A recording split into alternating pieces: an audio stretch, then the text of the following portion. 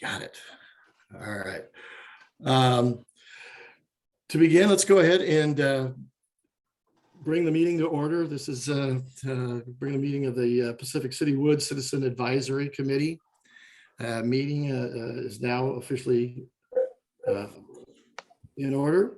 We'll go through some quick introductions. We've done a pretty extensive mailing and have posted quite a bit on What's Up Pacific City and things, and we've increased our membership significantly. When I took over about a year and a half ago, we had about 250 members. We are now over 700 strong in this group. So it's comprised primarily of residents, business owners who have a business in Pacific City, and those that are renting as well. So it's probably quite an extensive group that's making up this committee. Just a couple of introductions. We can't go through with all the self-introductions like we try to at a regular meeting. But again, my name is Bob Papke, and I'm the chair of the CAC. Again, I've been the chair for about a year and a half. My wife and I have owned a place here for about 10 years, and we moved here permanently about 2 years ago. We have a few things cooking around here. We just opened a business, the wine bar, and over by the Cape there a couple of months ago. And well, we both also have full-time jobs, so it's quite fun. But I really am committed to this group and trying to make sure that we communicate all that's going on, because my wife and I hear at the business a lot of stuff that is a little bit hearsay and things, and I think it's more important that we make sure that everybody is rightly informed of what's going on. And so that's what this meeting is going to be all about. So with us today is also Kim Miller. Kim Miller is the vice chair, and she volunteered last November, which was wonderful. And she's been very active as well. She runs the What's Up Pacific City Facebook website, and that website has over 4,000 people signed up on that website. So she communicates quite a bit, along with she also teaches a course, I think, over at Tillman as well, but a real big asset to the group. She's going to be monitoring chat for us today, and so if you have questions, you're going to be putting it into chat and giving us an update.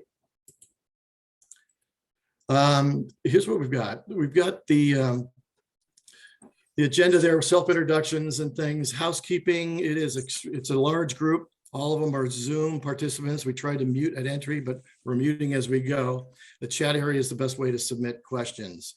One of the first questions that came up and wanted to answer real quick before we jump into the guest speakers is over to the right there. You see the postcard that was mailed up at the top right-hand corner.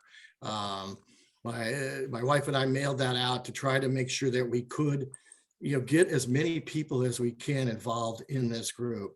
So it went out to about 1,300 people that were not already set up. And it did solicit quite a few additional registrations, along with down at the bottom of the screen, that What's Up Pacific City Facebook page that I talked about that Kim has. She's been posting as well to get the numbers up. And then we also have the website on the right-hand side, the Pacific Woods Advisory Committee website, for any additional information. And I think it's done quite well. This morning we've got a lot of speakers and a lot of information to cover. This group, the way the bylaws are set up, is we are supposed to meet quarterly, so only 4 times a year. I think 2022 is going to necessitate us meeting more often. We may have to move to an every other month or do some special meetings, because there is so much going on around us and in Pacific City that I think it's imperative that people stay in touch and also have a voice in what's going on. So we're going to go through quite a bit this morning. I'm going to ask you to hold your questions unless you put them in chat. Do not try to access it verbally. Hold your questions, put them in chat, and we'll get to as many as we can. But we just can't do questions during these presentations because there is a lot of information that needs to be disseminated, and I want to make sure that you leave this meeting well informed. So let's go ahead and begin. We were lucky enough to get some of the project managers in these various areas and Rachel Haggerty is going to start us off with the one that I think is very near and dear to us, is that Corridor Project, Kiwanda Corridor Project. I did want to mention, this isn't your last chance to comment on this corridor project. I put that in a postcard to try to create a sense of urgency. You're going to have we're going to get an overview this morning of the project from Rachel with the designs and things and some of the concepts. It's by no means the end all be all.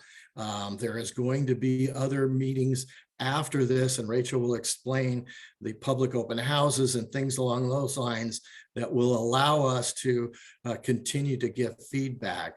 I think it's really important that we, again, get a good overview of where this is going, and then we can assimilate some questions and be ready for those open houses when they take place next month. And then the balance of the agenda too, we'll get into as far as some of the normal new business and committee reports when we get there. But Rachel is the Chief of Staff for the Board of Commissioners. She's been the project manager and lead on this project. And it's a very cumbersome and lengthy process. And she's doing an amazing job of trying to pull all the pieces together and communicate it. Rachel, are you there? I am, Bob. Thank you. Welcome. Thank you very much for joining us this morning. I put your presentation into this PowerPoint. So I'm gonna kind of control it. You just tell me when you want to go to next slides, if you will. Okay, happy to do that. I'll let you take it from there. Okay. Well, first off, thank you for the background introduction, Bob. That really set the stage for kind of the tone of the presentation, and congrats to the CAC on the increased membership. That's pretty incredible, and it's great to see such huge community engagement in your surroundings and in this project.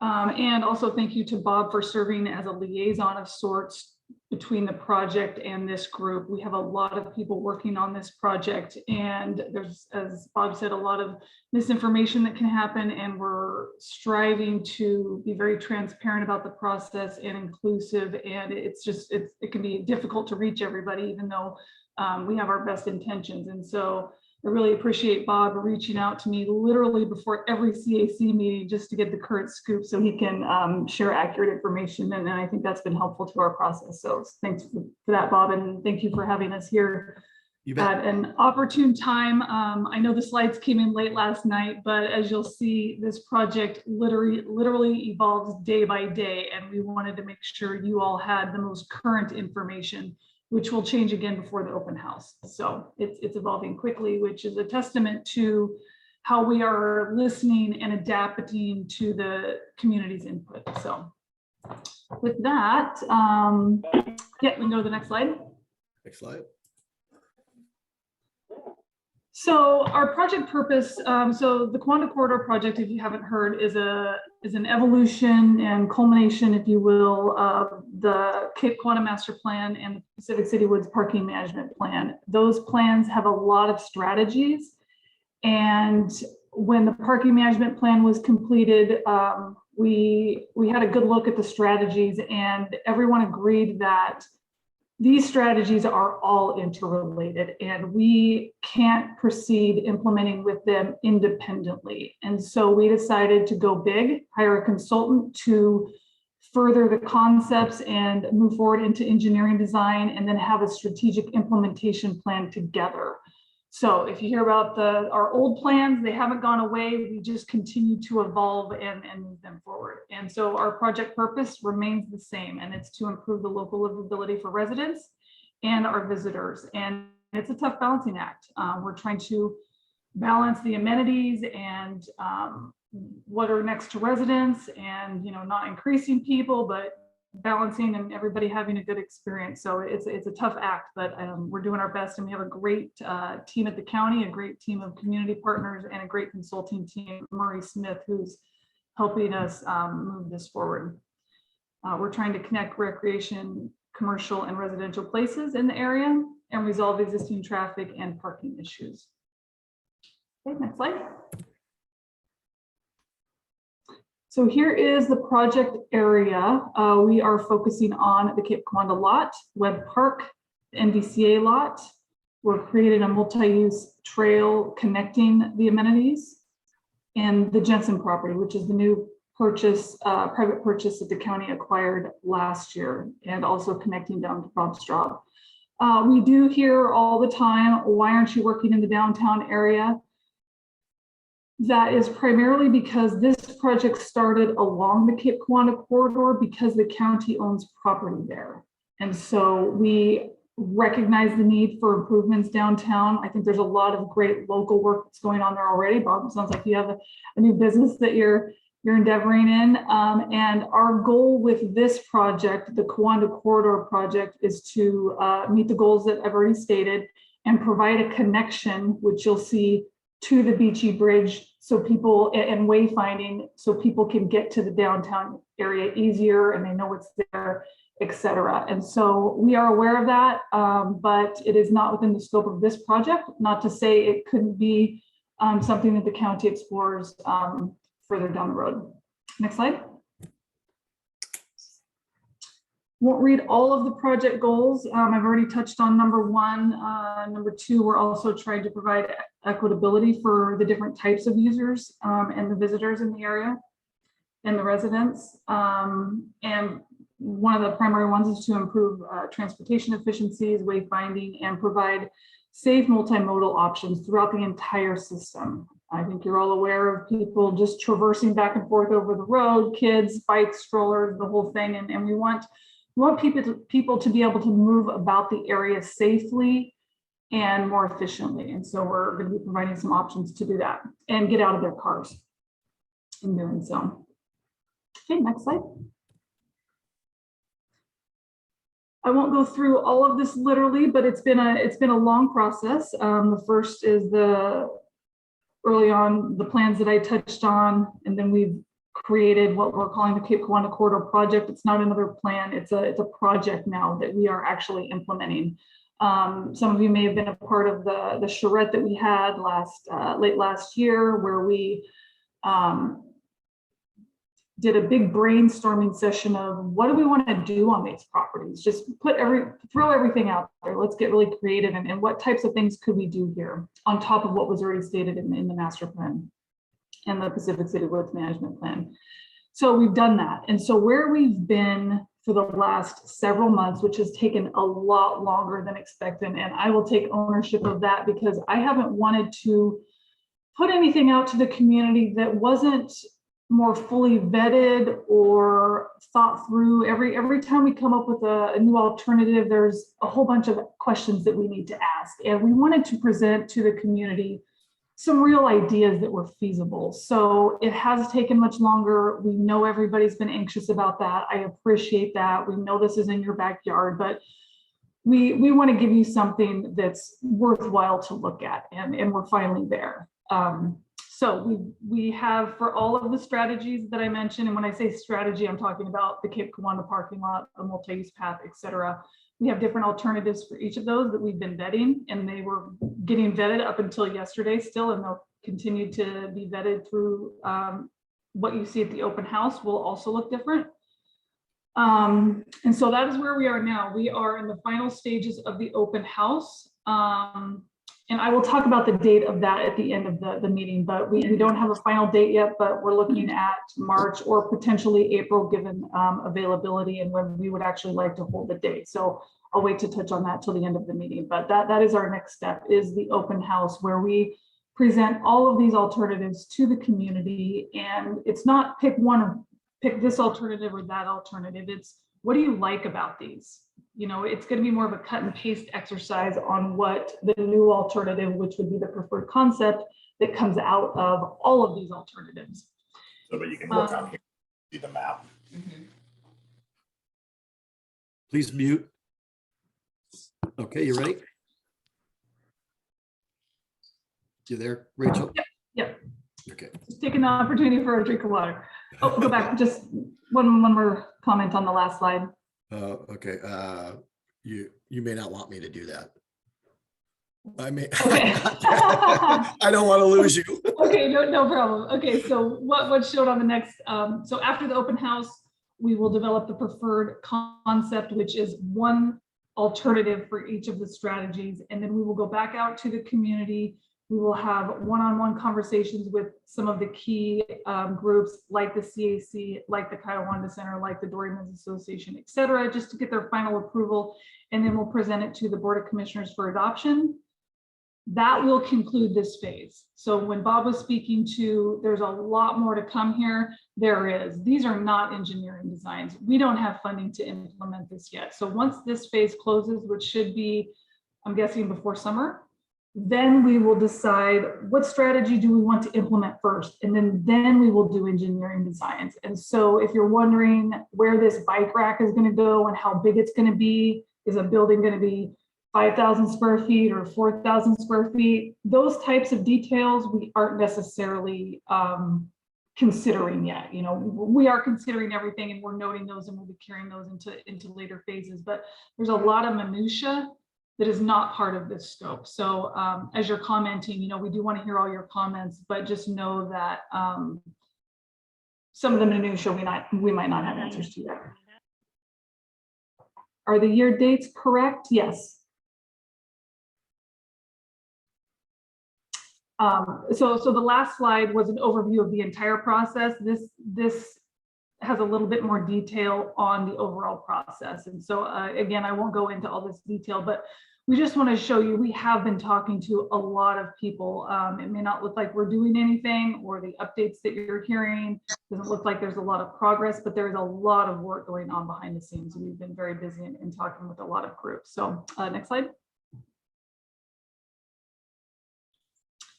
Again, just showing that we've been talking to a lot of different groups, and including utilities. And this is you see how the amount of conversations increased late last year. This is when we were supposed to be having the open house. And as we continue to vet the alternatives, it just became more apparent, oh, we need to talk to this group, and then they had concerns. And so we just kept tweaking the designs. And so I think it shows in our concepts. But lots of conversations going on here, and then targeting the open house. So where we are now is in that last box. Okay, next slide. We have continually hear questions about who's making the decisions on this. So ultimately, this is a county plan that will be approved by the Board of Commissioners. But they are certainly going to want to know how it's been vetted and hear from the community. And so that's why we are going through such an extensive public process. Myself and Brooke Wintergreen meet weekly with our project management team. And then the steering committee listed here of mostly county staff, because we are working on county properties primarily, with some of our tourism folks and the Nestucca Valley Community Alliance. They are driving the day-to-day scopes of work. And so again, we get criticism, why aren't all these people on here? And it's a lot of people. And again, we're doing our best to balance, and that's why we're having these more one-on-one conversations to help guide the process. And so we have the Pacific City Woods Parking Advisory Committee. We've also been talking, as I said, with Bob through the CAC and having liaison communication there. And then our consultant team, who has been fabulous, one of the best consulting teams I've ever worked with in my project management. I think they're doing a great job. And so that team's here. Okay, next slide. So the project elements, next slide. So we're going to start with the Cape Kawana parking lot. And so the scope here generally is to reconfigure and improve the Cape Kawana parking lot, replacing the restrooms and upgrading garbage and recycling service. I want Go ahead, Rachel. just remind you that these are all conceptual. This is not going to be built tomorrow. We do not pretend to know all the answers. We want to hear from you what may or may not work. With that said, you can imagine that we receive tons and tons of comments, and we appreciate those, we read those, and we vet all of them. And some of them we can't incorporate into the plan for whatever reason. And we certainly don't want the community to think that we aren't listening to you, but just know that some of the recommendations won't make it into the plan, and it's not because it's not important. It just may not fit or meet all the goals, or again, we're trying to balance all of this, and so just trying to set realistic expectations on the comments, but we do want to hear all of them. Okay, next slide. So some of the considerations for the Cape Kiwanda parking lot are to optimize the parking and user experience. Again, provide wayfinding so people can stop circling less and get to where they're going quicker. Safe pedestrian access. As you know, there's not really any safe way to traverse the parking lot unless you're on the outside, but most people don't go on the outside. They walk right through the middle of the parking lot. Dory boat access is a top consideration. We've been working extensively with the Dorymen's Association, relocating the restrooms, and having drop-off locations. Next slide. I would also like to say right off, I got these new iterations last night and I wasn't able to go back and forth with the consultant for another iteration. We are going to be having electrical vehicle charging stations in some of the parking lots. We have not talked about how many. And you will see, in my opinion, a large number of electrical vehicle locations, which I think are too much. So if you're concerned about the number, I think those should come down. And we'll be talking with the consultant about that, because I think they do take up a lot of just the regular parking. So we have 3 options for the Cape Kiwanda parking lot. The first 2 options you're going to see, the lot itself has the same configuration as far as traffic flow, but the space numbers are slightly different and the amenities are different. So what we have here is, I was just going to say how many parking sites. So currently there are 150 parking stalls in the lot, give or take, with how the sand's blowing in the lot, which we've been trying to do a better job of maintaining to allow for parking. So there's 150 stalls. This option is proposing 118 spaces and 2 restrooms. So the restroom in its current location would go away, and that's where there would be staging for the planks for the access to the beach, as well as the garbage amenities would be up there as well. And then you would have 1 restroom up by the Cape Kiwanda parking lot. Yes, it's a pay lot. And you would have a second restroom closer to the beach access. And the second restroom would have additional amenities such as changing areas, foot wash, showers, etc. And all of the options also have this concept of a public overlook, which is they're kind of dubbing it like a front porch area right along the beach. That's the large orange space that would serve as an area for people to congregate, sit, etc. And then there's also a potential connection to Alder Street going in front of the pub over to Alder Street.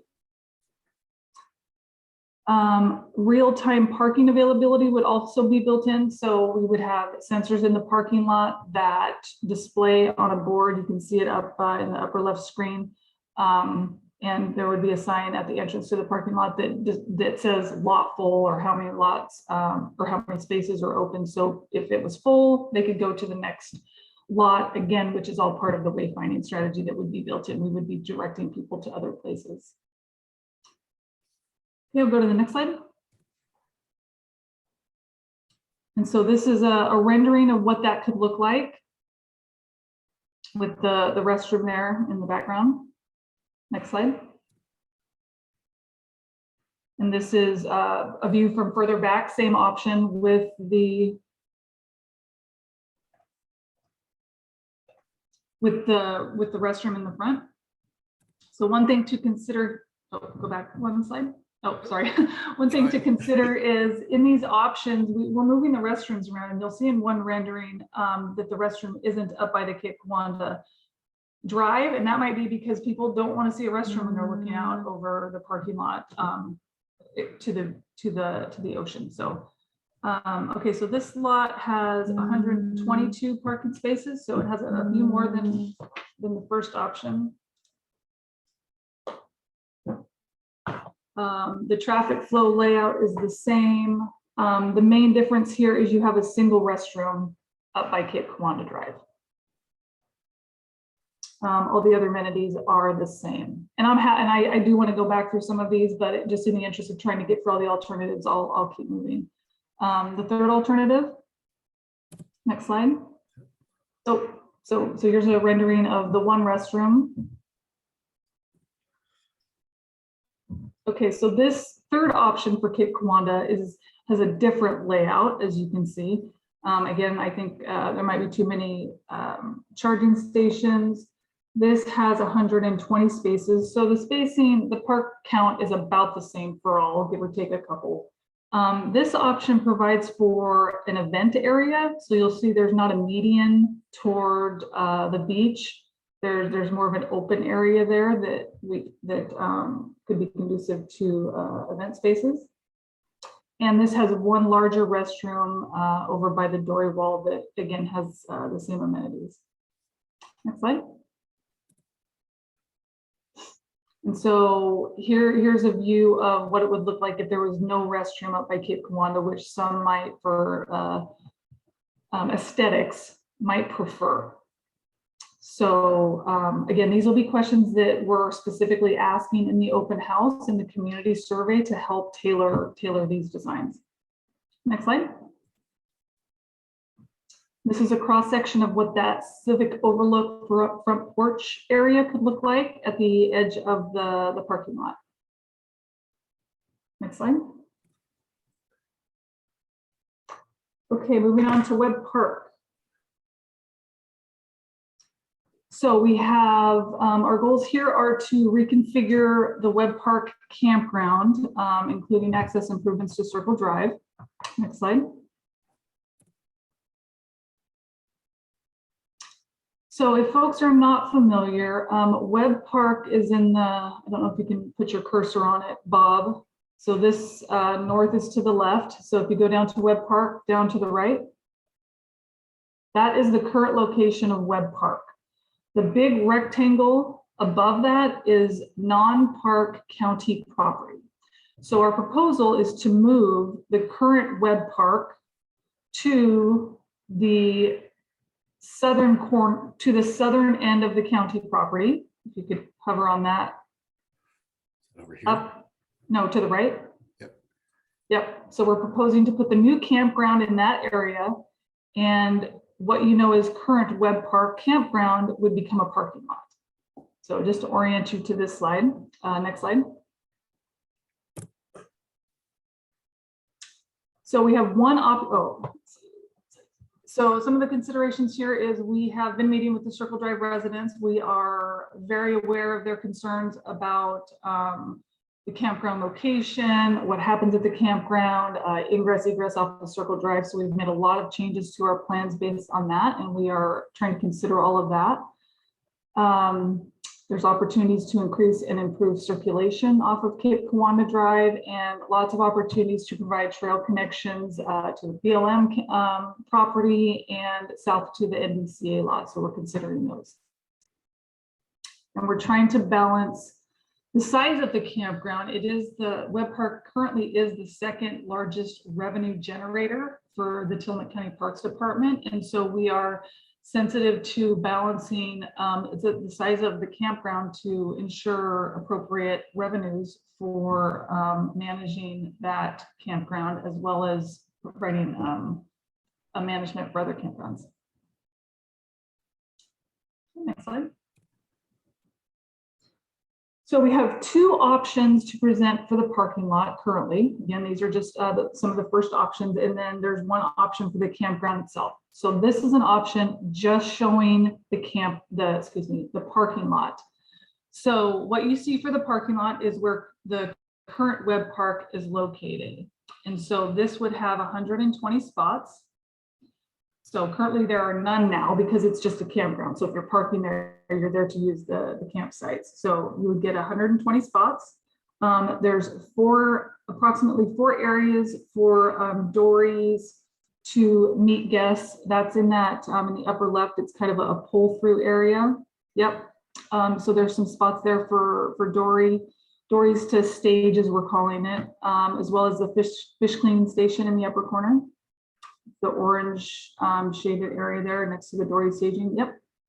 And then there would be campground access through the parking lot up to the campground through this parking lot. So this would provide additional parking, another restroom. And then the next option you're going to see, the primary difference is the ingress and egress out of this parking lot. And so each option has the shared driveway that goes by the inn on the north side. Yep. So each option has that. The difference is another road, and I don't know if this is going to be a one-way in or one-way out, or if it's, both ways. That's yet to be determined. But both options will have the route going by the inn, but this option has a route potentially going through Webb Park or Webb Road as well. That's the red dashed. All of the orange are the sidewalks and pedestrian accesses. Okay, next slide.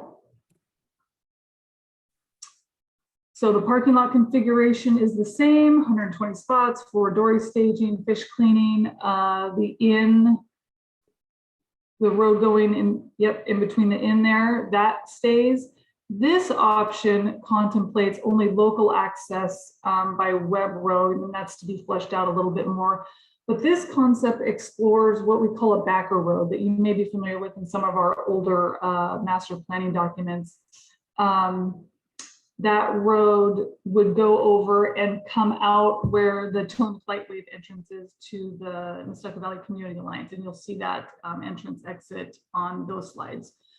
So here's another option we're exploring, and we're partnering with those adjacent landowners accordingly. The Circle Drive access, the concept here is this could serve in talking with the fire chief, an emergency access would be a nice to have for a secondary route. So what this could look like is it wouldn't have any of the primary traffic for the campground, but there could be where the road exits the parking lot, there could be some kind of structure there that in emergency you could drive over. And I think they've incorporated something similar to that in the Nesco and Egress project. So that is this concept. Also have a restroom there and a realignment of the Circle Drive connection to Cape Kiwanda Drive. Okay, next slide. So this is the option for the campground itself. We only have one option for that currently. We have had several options, but as I said, we've been collaborating extensively with the Circle Drive residents, and this is our new smaller option that is relocated away from an anecdotal. What we're hearing is an Eagle Nest is not confirmed yet, but we are expecting that to be true. So we have relocated it further south and further away from the residences, and it's smaller. And so the Parks Department currently has 32 campground spots, and this would only increase it by a couple. We're looking at 41 sites, 21 RV and 20 tent sites. And then additionally, there would be an overflow area, parking area, which you can see in the upper left part of the campground, that would provide 36 spaces just for campground overflow. That wouldn't be one of the other public lots. There would be fencing around the lot to try to restrict the movement between the campground and the other county properties, as well as moving on to private residences. Next slide. That concludes Webb Park. Moving on to the multi-use path. So what we're trying to achieve here is the construction of a path from the Cape Kiwanda lot down to Bob Straub State Park. Next slide.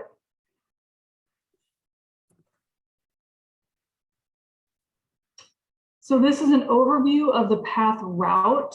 The consultants have broken it up into 3 types of areas that they're dubbing urban, suburban, and residential. And what that really means is they feel like the red section has more of an urban commercial feel. The orange area has more of an organized suburban type living feel. And then as you continue to go further south, it's a little more rural.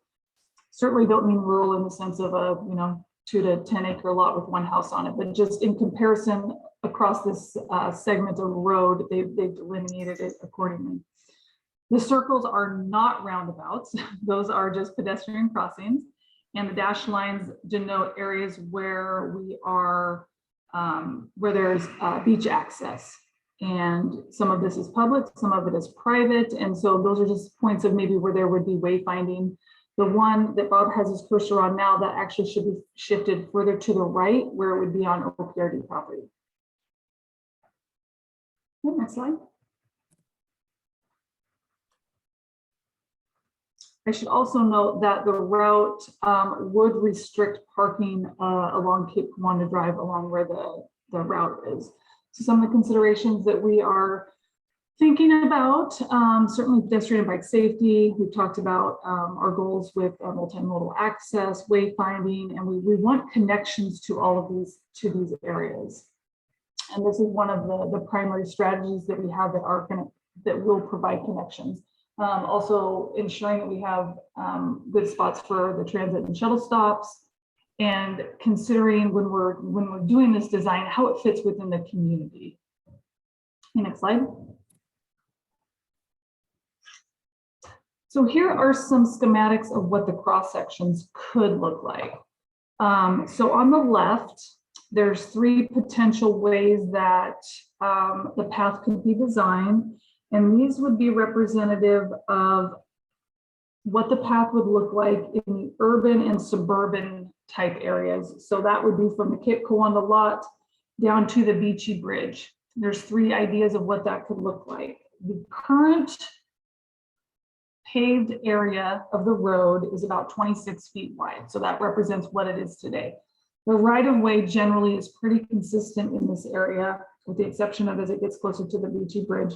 The right-of-way is about 50 feet. So we do have some room to work with in developing of this path. The 2 cross sections on the right are representative of what the multi-use path could look like between the Beachy Bridge going down and connecting with Bob Straub. The road paved area there is about 18 feet currently, and the right-of-way width is also about 50 feet, give or take. So the goal here, as you can see, it would be a shared multi-use path for pedestrians and bikers to share, and there would be a vegetated planting between the roadway and the multi-use path for aesthetic concerns, as well as ensuring safety of the passers. Next slide.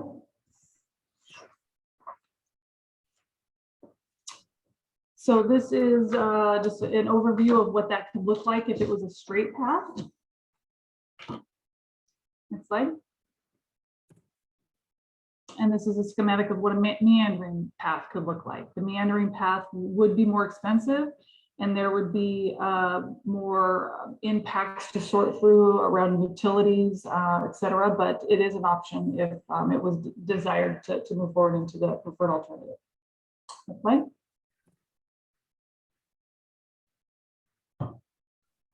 Jensen property.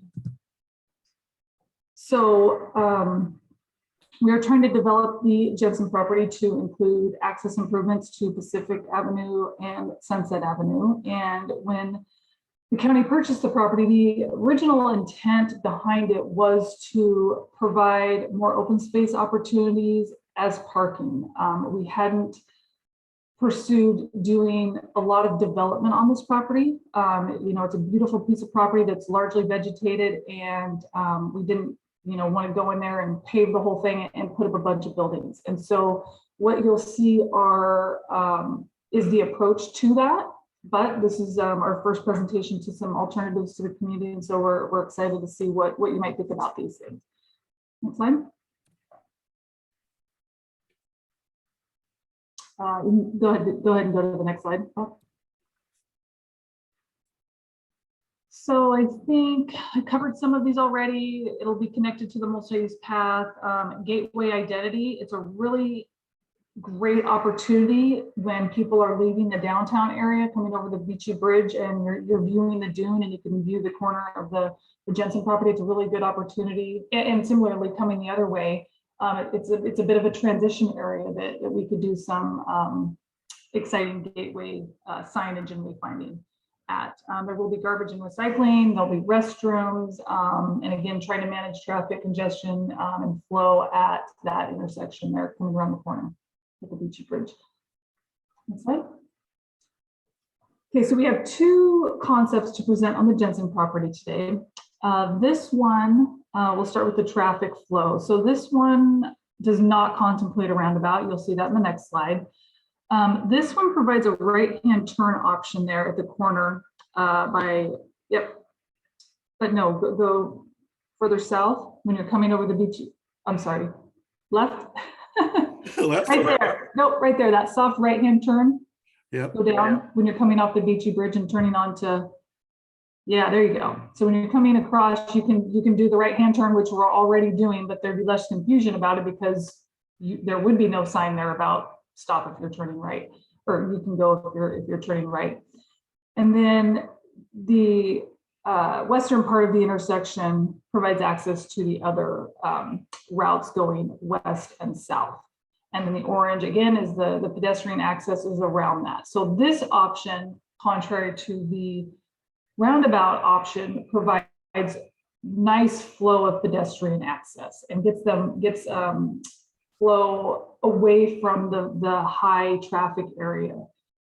So that's one nice thing about this option. We have a new parking lot and it has 69 spaces. You'll see, again, a lot of EV stations that should be reduced. This would be a pay station lot. There'll be a restroom. There's a nice opportunity for an art installation in the corner. So again, when you're coming up over the bridge, there could be a neat art piece there. The multi-use path here, because the right-of-way does narrow a bit, does extend into the property. But that is the main multi-use path that goes all the way to the Cape Kiwanda lot.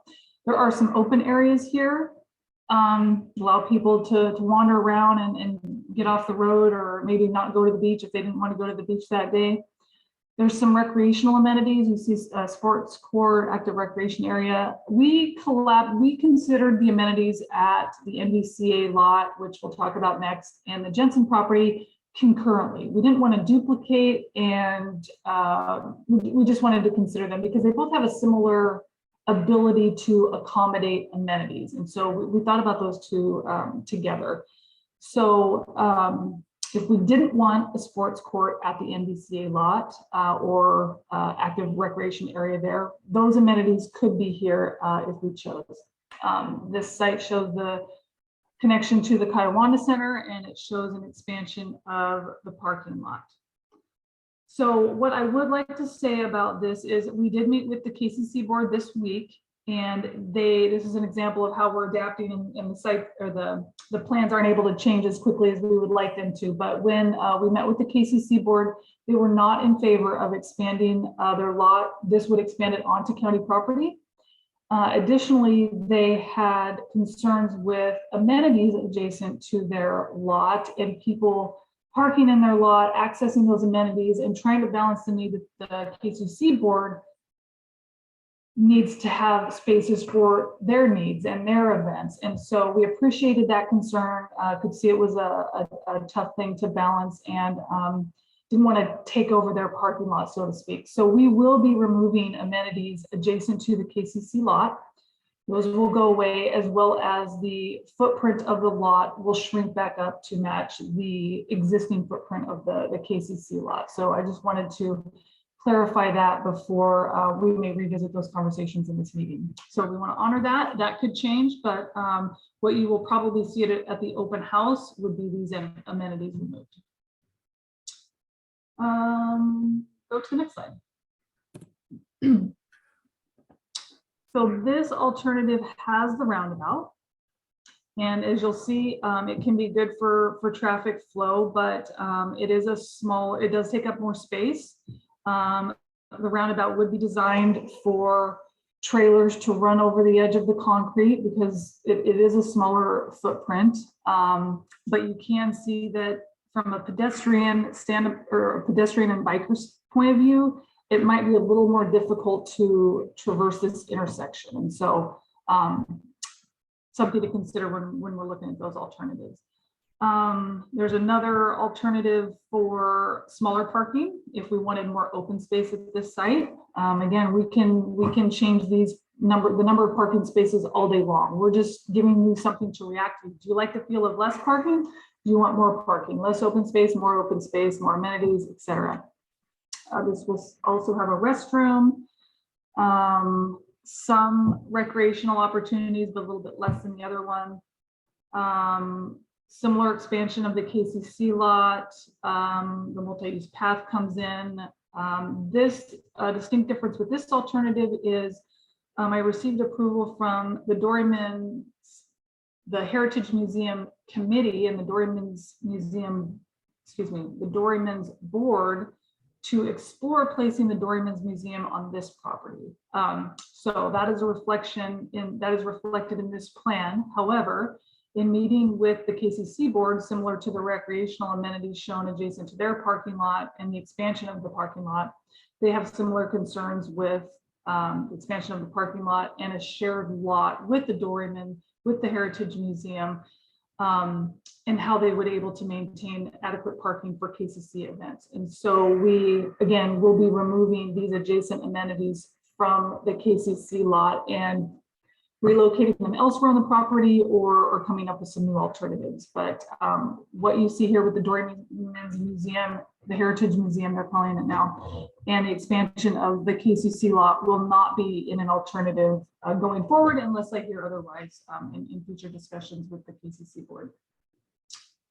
And in this one, and I think I forgot to point it out in the last option, is you see the future multimodal connection across the Beachy Bridge. So that honors us trying to connect to the downtown area, but just recognizing that at this time, going further downtown is not really in the scope of the project. Okay, next slide. We go to the NDCA lot.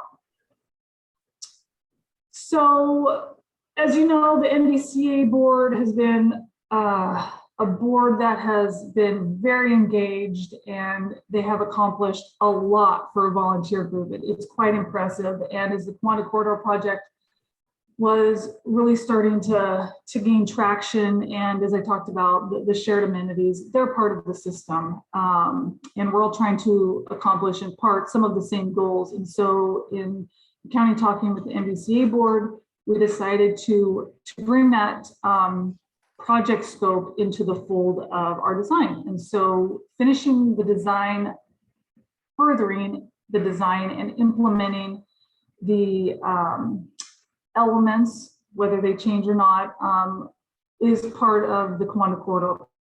With that said, they are independently working still on the completion of the skate park. So I think they've got some new money potentially that they'll be able to finish out the phase 2 of the skate park sooner than later. So that's exciting. But the other elements are now in this project.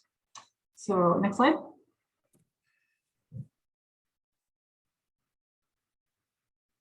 So something new with this is the I can't run my cursor. Bob, do you know the footprint of the NDCA lease? It's basically the right part, and then it's the narrow strip to the left below the building. Yeah. So NDCA currently leases from Tillman Lightwave the property where they're constructing the park. As we are exploring alternatives for the park, the dashed box is currently owned by Lightwave and is not in the lease. I've received permission from the Tillman Lightwave board to explore expansion of the park into this area. Because of the underground infrastructure associated with the cables, we wouldn't be able to do a lot of extensive development there, but we can put picnic tables, paths, and we could expand the lease if these concepts made their way into the preferred alternative. Next slide. So we have more room to work with, which is a great thing. Some of the things that we are considering, and all of these are pretty much right out of the work that the NBCA was doing. We are not contradicting anything that they want to do, because this is their site and their plan. We're just trying to partner with them and move this along. So we're providing parking, restrooms, garbage, recycling. I talked about trying to share the programming elements with the Jensen property. We've been coordinating extensively with Lightwave and continuing to provide that multimodal connection. Next slide. This is the original plan that the NBCA has, which has all kinds of great amenities. And so we use this as our starting point and had additional conversations with the NBCA board about, what do you really want to see here? Can some of this go? Which ones do you want to say? Could some of it go to the Jensen property? Next slide. So we have two options for the NBCA lot. The skate park is where the skate park is. That isn't changing. This does show, both options show the expansion to the Lightwave lot. This option shows 70 parking spaces, and it shows the roundabout at pretty much its current location. It's just more developed there.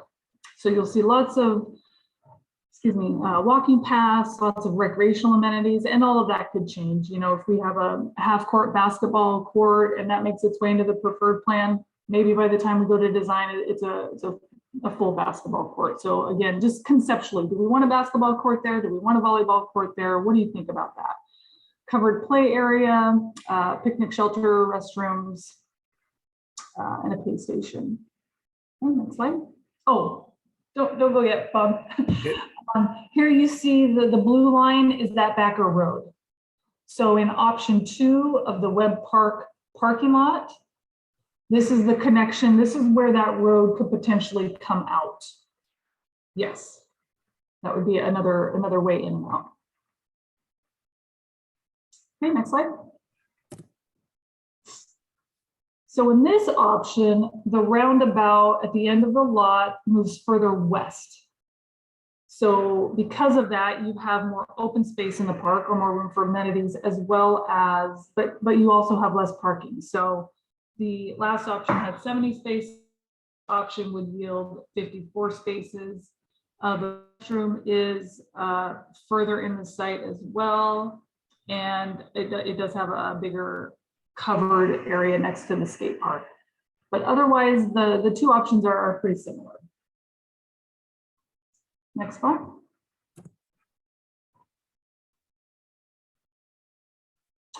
So these are some, what they're calling precedent images, that just start to show you what they might be thinking about from a design standpoint. So this is not the restroom. This is not the hand washing station, but it's the types of materials they're thinking about. Do we want steel? Do we want wood? And we're looking for your general input on that at this point when we're at the open house. We did hear some good feedback from the KCC board about how these amenities might function. So an outdoor hand washing station probably wouldn't work well. So we're considering that. So yeah, so any comments you'll have on that are greatly appreciated as we're moving forward. Next slide.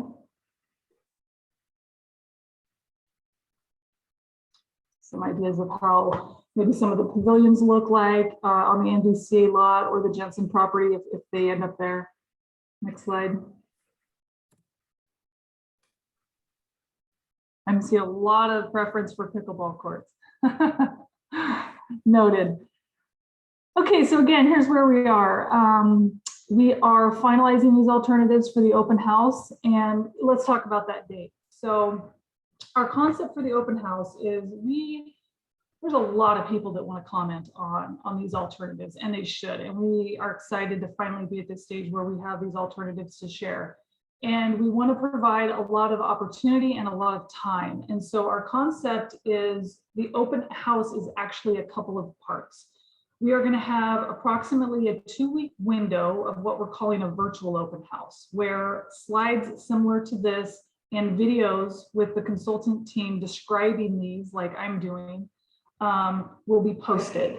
So before you come to the open house that's in person, which will be in the middle of that 2-week window, maybe you're the type of person that wants to look at all of this and digest the information and then be able to ask maybe more informed questions at the open house. Or maybe you just want to show up at the open house and hear it for the first time.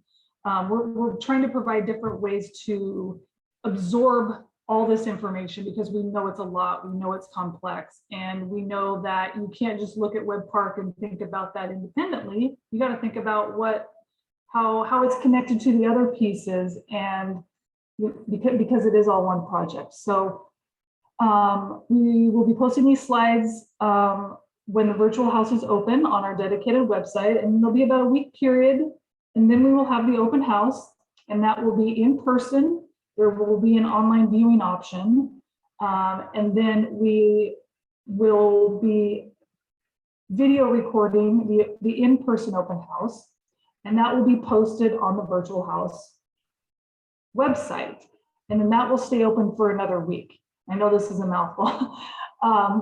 Along with all of that, there will be a community survey where we ask targeted questions, like going back to the restroom along Cape Kiwanda Drive that might block part of the ocean view. Do you like that?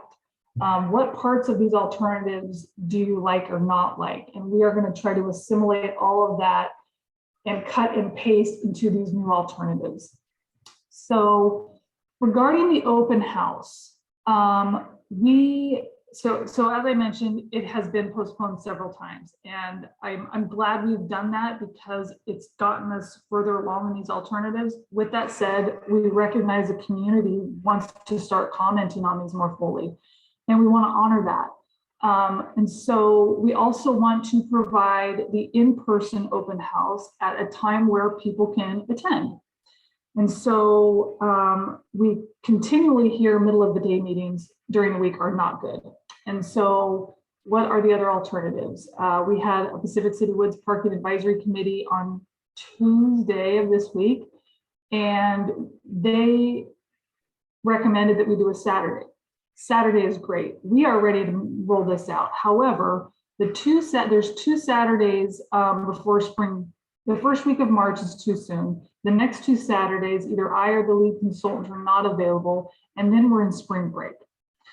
So we would like to do the Saturday. However, we want to honor how everybody would like to see this sooner than later. So I don't want to show of hands right now, but maybe offline afterwards, Bob, if you could work with the group to maybe try to get a preference. But we are looking at a Friday evening in March, maybe March 11th from 5 to 7. So if it was a Friday evening, would we still get the weekend crowd, or do people just not want to do a Friday evening?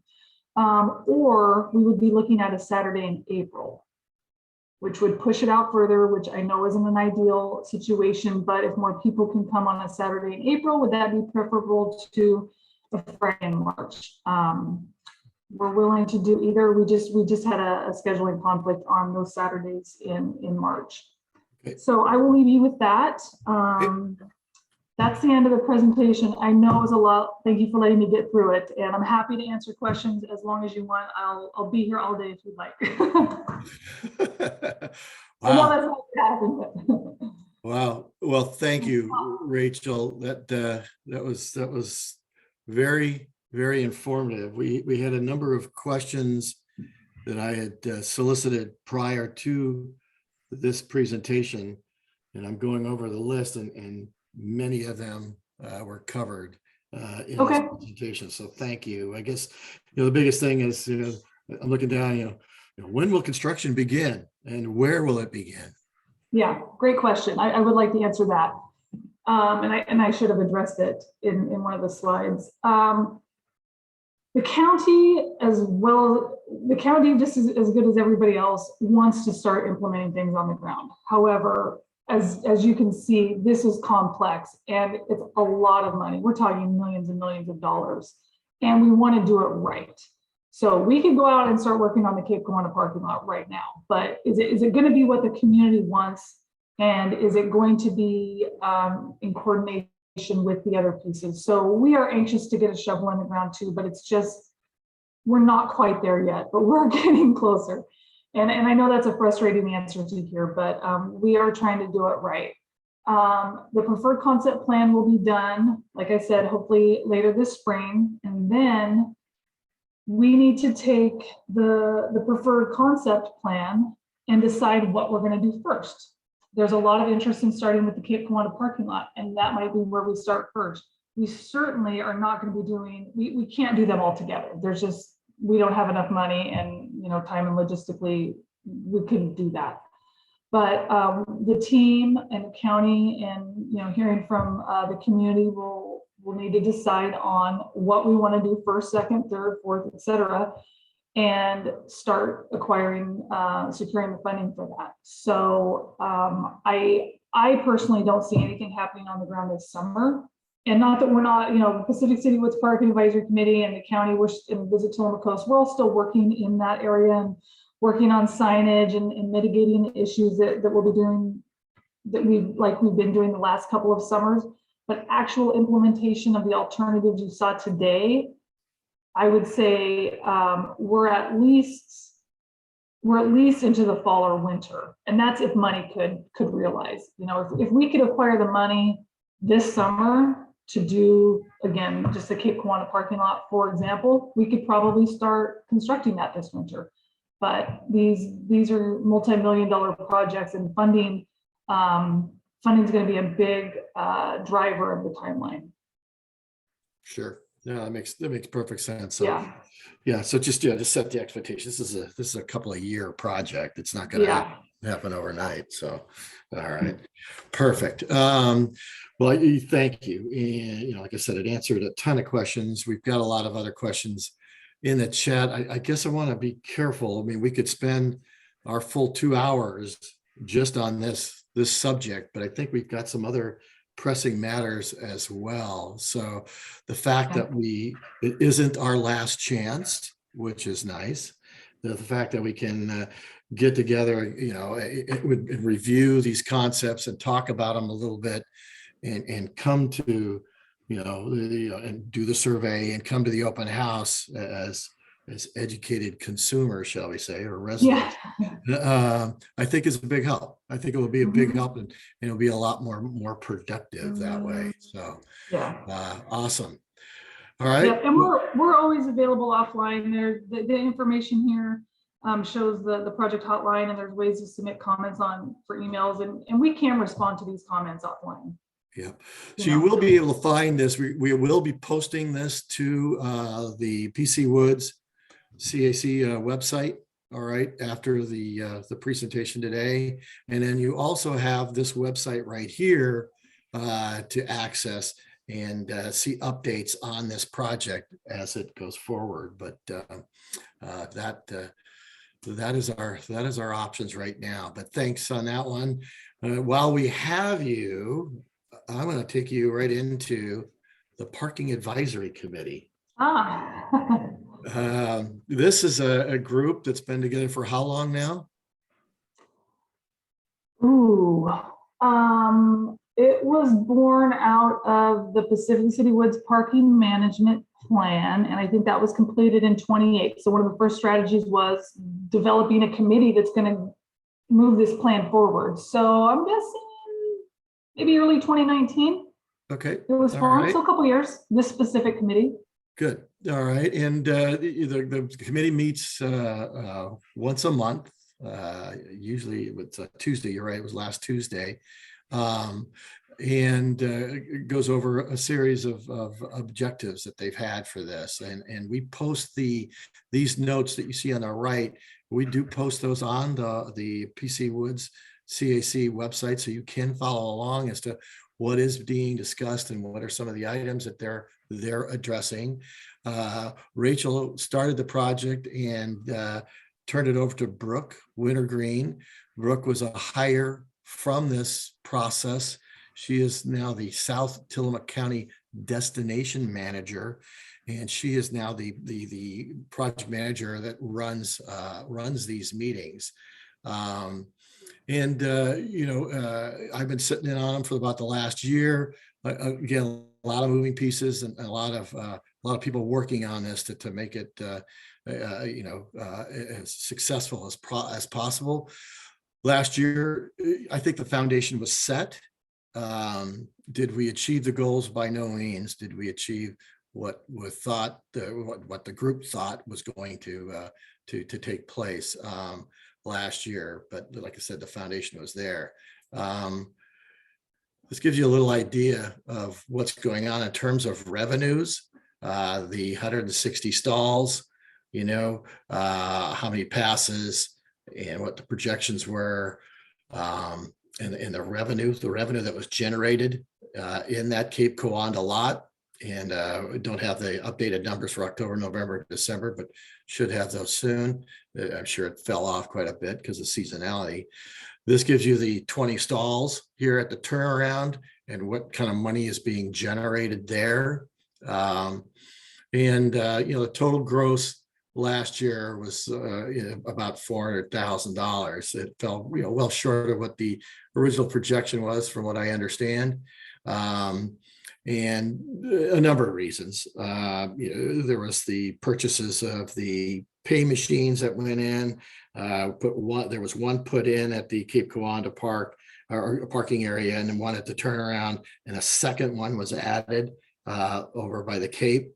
And the biggest thing that we all hear, in PC is the lack of enforcement. I think has been something that it hasn't been put in place.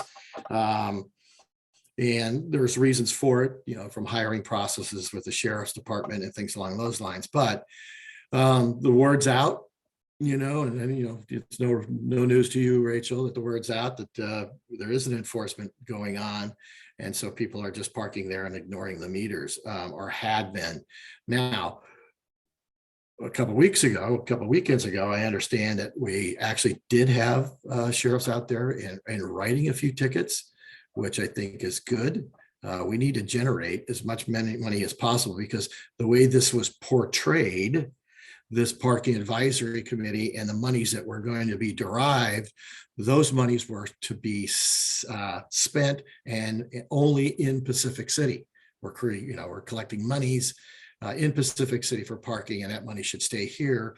Unlike the TLT, transit lodging taxes and things along those lines, the monies don't get spent in Pacific City. So what was communicated at the beginning of this was that the monies would stay here.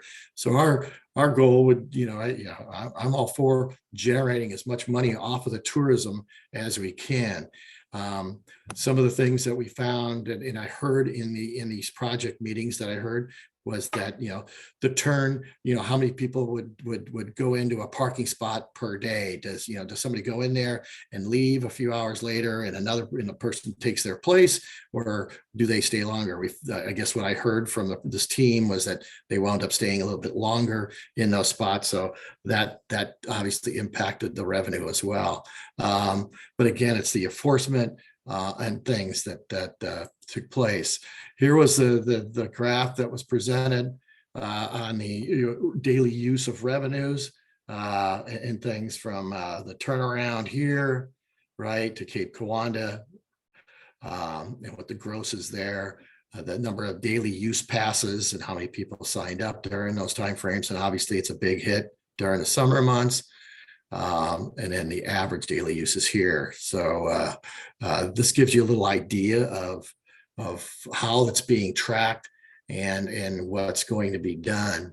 I guess, Rachel, what is the plan of that parking advisory committee for 2022? What do you see that group doing differently to generate more revenue for Pacific City?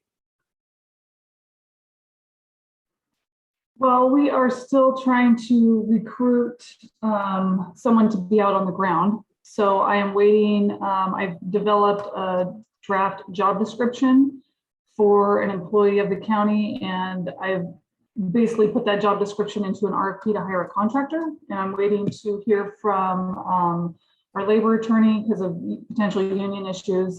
Just want to make sure we're good to go on advertising for that job description, and then putting out the job description for a county employee and or a contractor to have somebody out on the ground. Concurrently, we're actively revising our county ordinance that allows for a non-deputy county employee or contractor to write citations. Writing citations won't be the primary role of this ambassador, we're calling it, on the outset, but it does take a while to go through the ordinance process. And so we want to have that in our back pocket if we need.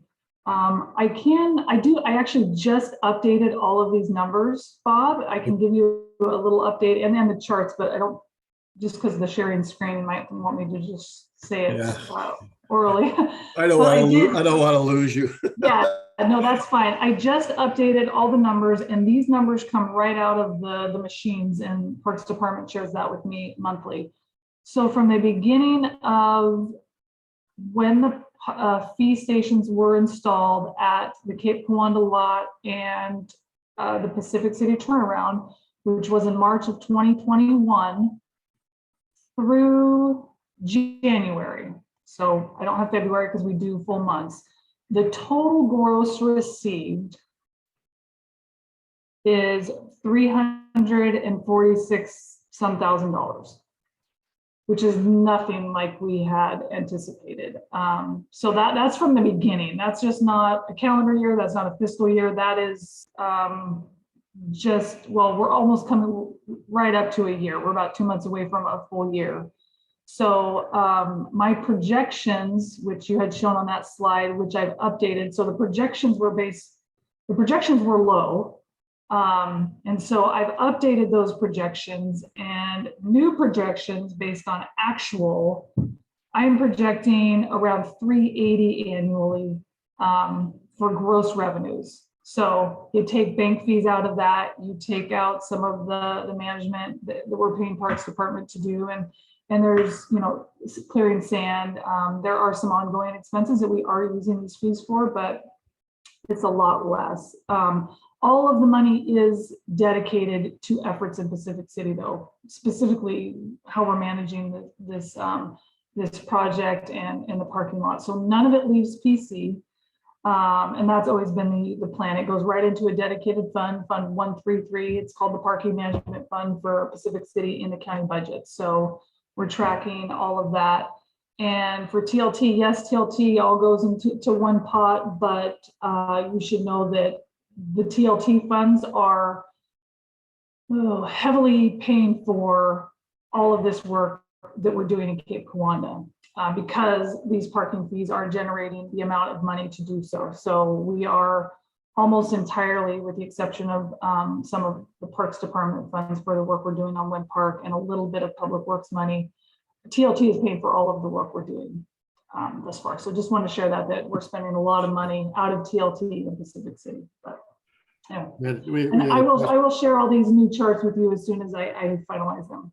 Okay, that's good. The questions that I got prior to the meeting, was, what can we do better to enforce the parking? We can't count on, the sheriffs are going to get busier as things go on. They're not going to be writing tickets. Doing this ordinance and allowing somebody other than someone carrying a gun to write parking tickets, I think is critical. And we got to show the tourists, because, it's one thing to write tickets one weekend, but we have a whole new batch of tourists the next weekend. So, they're going to just freeload if we don't try to enforce this. I think the other thing is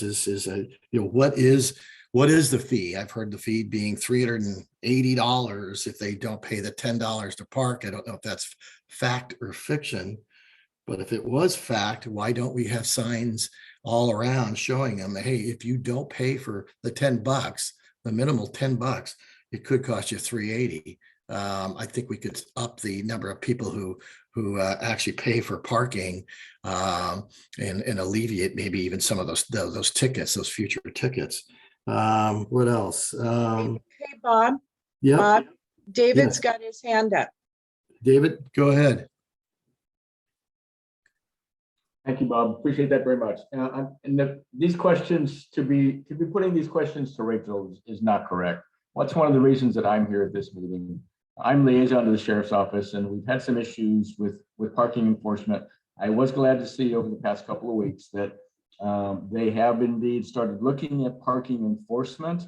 So again, I just hate to put Rachel on the hot seat for these types of questions. It really should be coming to a commissioner. Okay, yeah, and I apologize. I didn't want it to come across that way, Rachel. I hope you accept my apology. I wasn't trying to put you on the spot. I'm just communicating the questions that I'm getting. All right, prior to the meeting, as to what can we expect this year? What can we see? Are we the other questions? And David, maybe you can help us. I mean, what can we expect in 2022? I mean, are we waiting for this corridor project to be approved and completed and started before we increase the pickup of trash, before we maybe increase a restroom? What can we see tangibly in 2022, I guess, is the question that people are asking.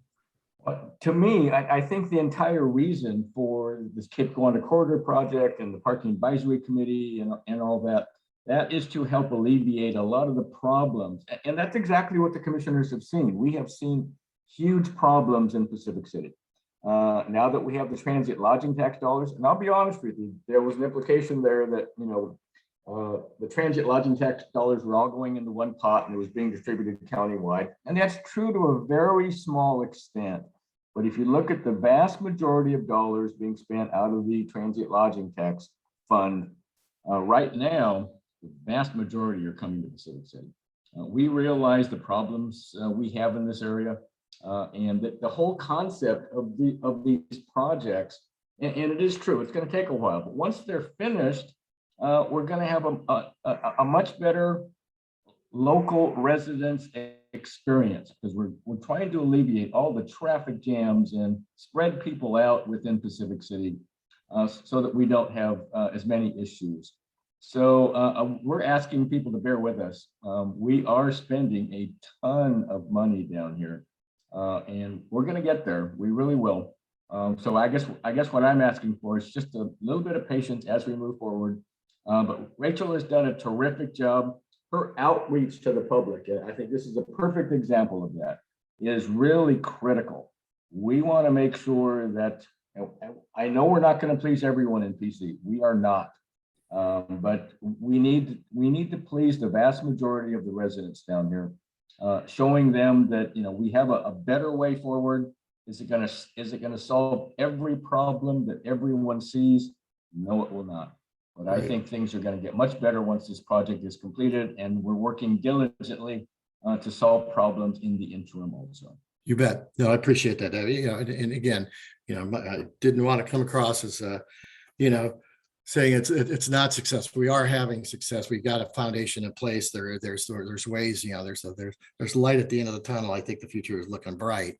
I'm just again, just the residents are asking, what are we seeing? So wanted to make sure that we brought those out. But no, Rachel has done an amazing job on all these projects. I don't know how she does it. She balances quite a bit between the corridor project and this parking, and I'm sure there's a number of other projects that she does for the county as well. But I mean, just an amazing job, and I do think the residents are appreciating that outreach. There is more communication going on, with that website and with some of the other things, the newsletters that's going out and things. So I think it is apparent, and we want to make sure to keep that up.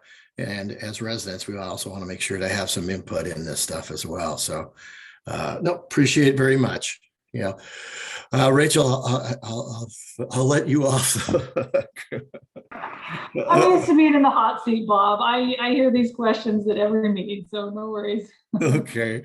Yeah, no. So, oh my gosh, thank you for taking time on your Saturday morning and joining us and giving us this overview. It's been huge, and I've seen some comments and things of people who have really appreciated this morning's presentation. So thank you very, very much.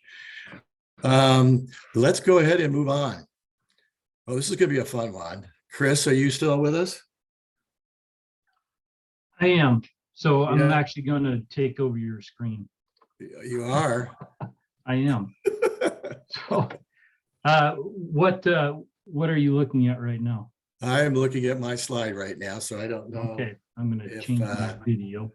You're gonna try to make me share, huh? Like I said, Yeah. I'm so lame. I am so lame at this. I sit in on a lot of Zoom meetings, but I don't admin Zoom meetings, but maybe once or twice a year. And to say I'm a beginner is an understatement. Sure. So what are we looking at right now? Well, we're looking at the. I wanted to, I grabbed some of your information that we talked about the other day. Sure. Where is that money coming from, right? Where, again, people talking perceptions, TLT monies, you guys get, the county gets a ton of money and things and where, what's going on with our roads. And you educated me on this in terms of you don't get the money directly from that TLT fees and your money actually comes from some state highway trust funds and things along those lines, which, is news, all right, to a lot of people here. The other thing that I think was interesting was the fact that there are a lot of roads in Pacific City that aren't maintained by the county, such as Rupel and River.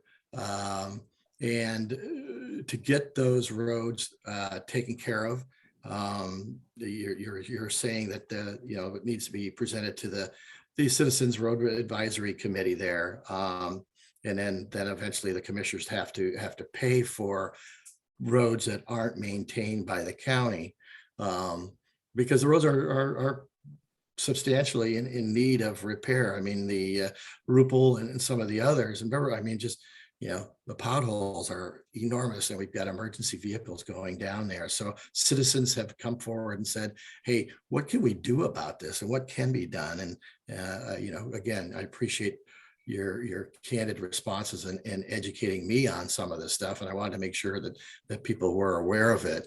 The other thing is, you sent me a list of, here are your projects, all right, that you are currently, and you and your team are currently working on in the county. It's extensive. I see that. I'm sorry, I'd love to see more stuff on Pacific City, as I'm sure the listeners would like to see that as well, for our roads, just being selfish. It's extensive there. So I wanted to give you an opportunity to give us an overview of what you see in 2022 as well. Sure. I just want to let everyone know, Chris, right now, most people are probably viewing Bob Papke's PowerPoint, and there is an option up at the top, view options, and you can switch to Do I share? display screen. I don't see view. Yeah. View options right at the top. I got Okay, so I think Bob, since you quit your screen share, I think this must be Chris's. All right. all right. Okay, so when I try to magnify a normal PowerPoint presentation, it kind of loses track. So I'm gonna dial into Pacific City, but I wanted to give a little bit of an overview first. Did send Bob earlier this week a massive list of projects that we're tracking. We'll get into why I was a little delayed in getting some more information to you, Bob, here in a moment. But Tillman County maintains, or there are 364 miles of county roads within the county, and they go from north of Oswald West all the way to Savage Road, which is in Cascade Head. You actually have to leave Tillman County, go into Lincoln County, and then come back to the north to get into that. Most people think of the roads and as the transportation system. There's a lot more to that, and bridges are probably one of the most significant things that are costly. We get some direction, we get advice from the County Road Advisory Committee, CRAC. They function similar to the CACs. Bob briefly mentioned some of the funding. So this is a little slide that went back to 2019. It does need to be updated. Basically, what this shows is the county road funding. And what you'll see here is a rapid decline of the federal forest fee. We're primarily funded from the state highway gas tax, the state highway trust fund, which is your DMV fees and your gas tax. And it's not the gas that you buy in the county, it's anybody in the state buys gas. Gas tax goes to ODOT. ODOT distributes that, they keep 50%, county keeps 30%, and then the cities get 20%. The counties get money based on the number of registered vehicles in the county. The number of registered vehicles pretty much means you need to have a permanent residency because that's where your vehicles are registered. And when you take 39% of the housing stock out of the equation, that's 39% of the revenue goes away from Tillman County because you don't have vehicles registered in Tillman County. So when you start looking at an apples to apples comparison with, say, Lincoln County, they still have a high number of, they still have a high percentage of TLT properties, short-term rentals, second homes, but nowhere near as much as Tillman County. They also have double the revenue, approximately, fewer miles of roads, and about half the number of bridges that Tillman County has. So you can see kind of the continuing decline of the funds. TLT dollars started coming into effect in 2014, but as the revenue stream declined, so too did the staffing, the ability to do that. We'll get into staffing just a little bit further. So the great federal transportation, the great transportation bill that was passed is the Infrastructure and Investment Jobs Act, IIJA. What that did is it stabilized the federal timber revenue. We don't get state timber, we get federal timber revenue. We get money from that, and that bill essentially stabilized what we were receiving back in 2017. Federal fiscal year 2017, they said, well, let's stabilize the funding. It was a constant sort of source of flux. Essentially, that bill stabilized that revenue. They didn't add any more money, but they stabilized revenue. Tillman County will directly receive approximately $22,000 from that revenue, from the infrastructure bill. There's a lot of money in that bill. A lot of it's grant money. ODOT getting a lot of money for projects. There's a lot of money for electric vehicles. There's a lot of money for pedestrians. Pedestrians are targeted towards paths that are outside of the right of way. There's money targeted towards paths, sidewalks that are within ODOT right of way. There's no money targeted towards right of way paths that are within county right of way because they're not ODOT and they're not on private property. So the county will receive hopefully a significant benefit from that program based on the bridge. And the bridges are a lot of money. The other thing that we'll receive benefit in are the culverts. So the culverts are where the pipes where the water flows underneath the road. Right now, there's really not a lot known about that program. We would bypass ODOT, we would bypass federal highway, and would go straight to USDOT. The USDOT manages federal highway, that manages the airports, they manage federal railway. So we basically go multiple steps up and make direct asks. Those are all competitive. Currently challenging that we have staffing. Staffing is probably our #1 issue. Chips, you can't buy a piece of equipment right now without having some type of a chip. Computer chips are significant. We run about 98 different vehicles in the county road fleet. The rolling stock that we have, we can't find equipment. Counties are out there trying to figure out what they're going to do for equipment over the next 2 years. Ford plants have shut down. They've got massive amount of vehicles sitting in parking lots, waiting on chips. So computer chips are interesting. Russia, Ukraine is really a lot of significant. Yesterday morning, I got an email from the county council and others saying we need to start coming up with contingency plans. What happens if some of our diesel stock goes by the wayside or is drastically reduced? And pretty much everything we do is based on diesel or it's based on plastic. A lot of our pipes are plastic. So Russia, Ukraine, the other interesting thing about that, the American chip manufacturing, 90% of one of the material that goes into the American chip manufacturing, 90% of that comes from Ukraine. So a little bit interesting. Budget's always a challenging geography, all the way north, all the way south, very linear. Storms is a big one. Cape Lookout, we'll just take one example. Cape Lookout, approximately 20 nights in the last winter, last 2 winters, we've had crews out in the middle of the night taking trees off the road. So you've got a high-speed road, Cape Lookout, they're driving 35 up to 55 miles per hour, trees coming down the middle of the night.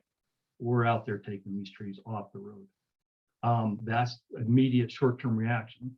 Then it could take us 2-3 weeks to get the rest of the material further away from the road. Storms, the 2015 event that occurred back in December of 2015, we still have 3 bridges, 3 landslides, and a large drainage project that are yet to be built. So 3 bridges are on track to be constructed in 2023. So those storm events are a continuing budget issue. We have 1 bridge per every 3 miles. Anything greater than 20 feet or on the national bridge inventory, we can receive federal money from that.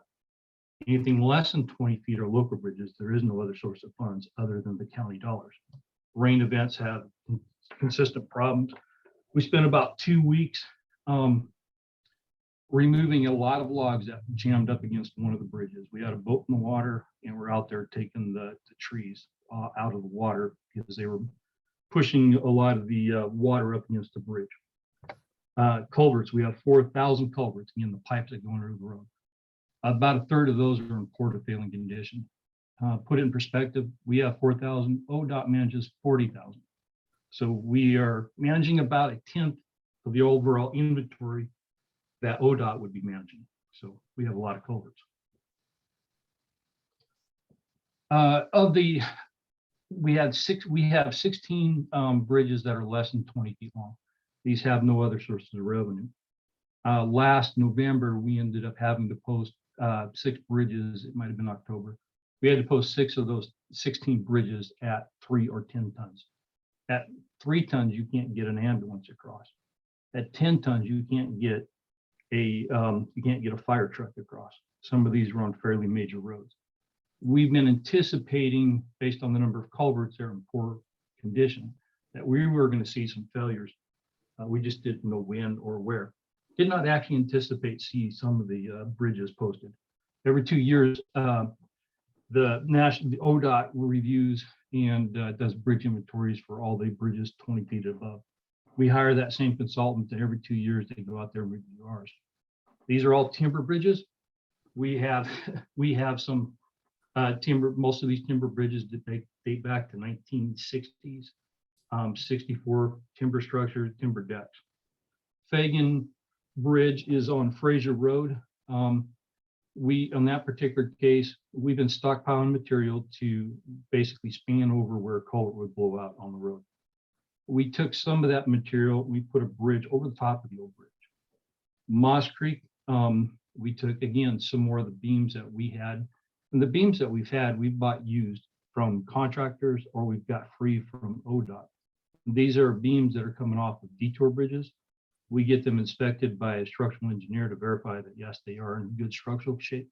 And we're using those to essentially span over the top of other bridges. Minich Bridge on Miami Foley, a major road for us.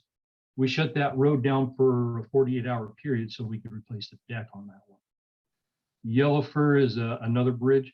We did some stabilization of the substructure. We actually shut down part of the bridge deck so we could shift traffic off of one side of that bridge and then put the traffic on a good bridge.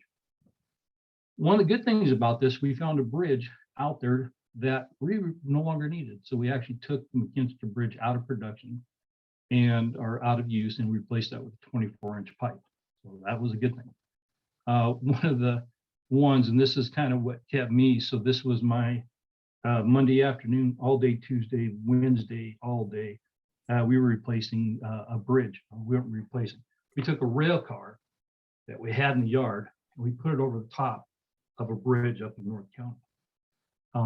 That way they could actually get their septic tanks pumped. So we get into that. We start looking at this and failing culverts, anything greater than 24 inches. These are their poor to failing culverts. You'll notice that the big concentration of those are in central to North County. When you get into South County, there's a couple things that happen there is a lot of money has gone into South County. A lot of money has gone into South County because of the Salmon Superhighway. Salmon Superhighway is a collaboration of a variety of agencies, but it's the Tillamook Estuary Partnership and the Stucca, Nesquin, Sand Lake Watershed Council are the driving forces. The Nesquin Watershed Council are really the #1 vein. Trout Unlimited actually manages a lot of that. So you can see in South County, there's not as much concern because that's where the money's been going. Again, I mentioned 1 bridge per every 3 miles of road. Every 2 years, we get our roads inventory. Independent person, we're actually putting together the contract right now to do bridge inspections this upcoming year. So this is the conditions of the road in 2020. So as we look through there to the north, you see Tillamook proper, you can see up in the Manzanita area. Again, Tillamook all the way down to Pacific City. So the county roads, this is Blaine Road for those that are familiar with it. So Blaine Road is a 55 miles per hour road. You can see sections of that were in red condition, in orange condition. Green and blue are good. Red is bad, orange is bad. So 55 mile per hour road that had red sections and orange sections. So we took care of, we did some paving on that. Moving into how do we determine what are we going to pave? Again, paving is only part of what we do. But there's a lot of variety of things that we look into, and sometimes we'll seek advice from the CRAC to kind of help anticipate where we put the money. Dialing down to Pacific City. Pacific City is interesting. So when we look at that, if it is shaded, it means that those are places that are not their property taxes go to someplace outside the county. Again, the road department doesn't receive property tax, we receive gas tax. So if your property tax is going outside of the county and everything that is shaded right there goes someplace else, all the gas tax goes someplace else, which means every single one of these shaded areas, the road department doesn't get any gas tax revenue from. The pink areas are some of those that are short-term rentals. So some of the short-term rentals are there. So you kind of got a little bit of interesting things going on where we've got this mass craziness of things going on in the summer down in PC. And it's just a massive rush of traffic that comes in, and then it mellows out during the winter. Obviously a lot more than everybody wants to see. Sunset Avenue, a lot of complaints on Sunset Avenue on speed. So last July, we purchased never had it before, we purchased some traffic counters, and we're able to pick up speed information. So Sunset posted at 25 miles per hour. The average speed on that road was 20.1 miles per hour. So 20.1 was the average speed. 85% of the vehicles are traveling at 25.4 miles per hour or less. And that's usually the range where the speed limits are set. That does mean 15% of the traffic that's there are driving a lot faster than 25 miles per hour. But the speeds are set based on statutory requirements, or they're based on that 85th percentile speed. Sure. And real quick, I mean, we also have a lot of RVs, horse trailers, and bigger vehicles coming down that road as well. Yes, we do. So when part of the paving criteria list is heavy vehicle loading, it's heavy vehicle loading. It's the pavement condition inventory. It is ties with other projects. It is importance to business. It is first responder. Not only that, but first responders. It is sole access. Sunset is the sole access to homes that are greater than 3. A lot of local support, a lot of safety concerns, funding partner, and we have repeating consistent problems. Sunset triggers a lot of those. We'll get to Sunset in a minute. So we get into this a little bit more, and we see anything that's in orange, those are the roads that the county maintains. Anything that's in yellow are local access roads. These are roads that were never adopted into the county road system. So by statute, the county has no responsibility over these roads. We take care of some of the regulatory, we'll issue permitting, regulatory, we have regulatory rights over that, but we don't do maintenance over that. We take care of things that storm damage, but it's up to the local population, the adjacent landowners, somebody else to actually maintain the roads. This is where we get into Ruleville, we get into River. A lot of roads in PC that have no color code, that's not orange and it's not yellow. Those are all private roads. So you'll see a fair amount of concentration of the private roads that are out there.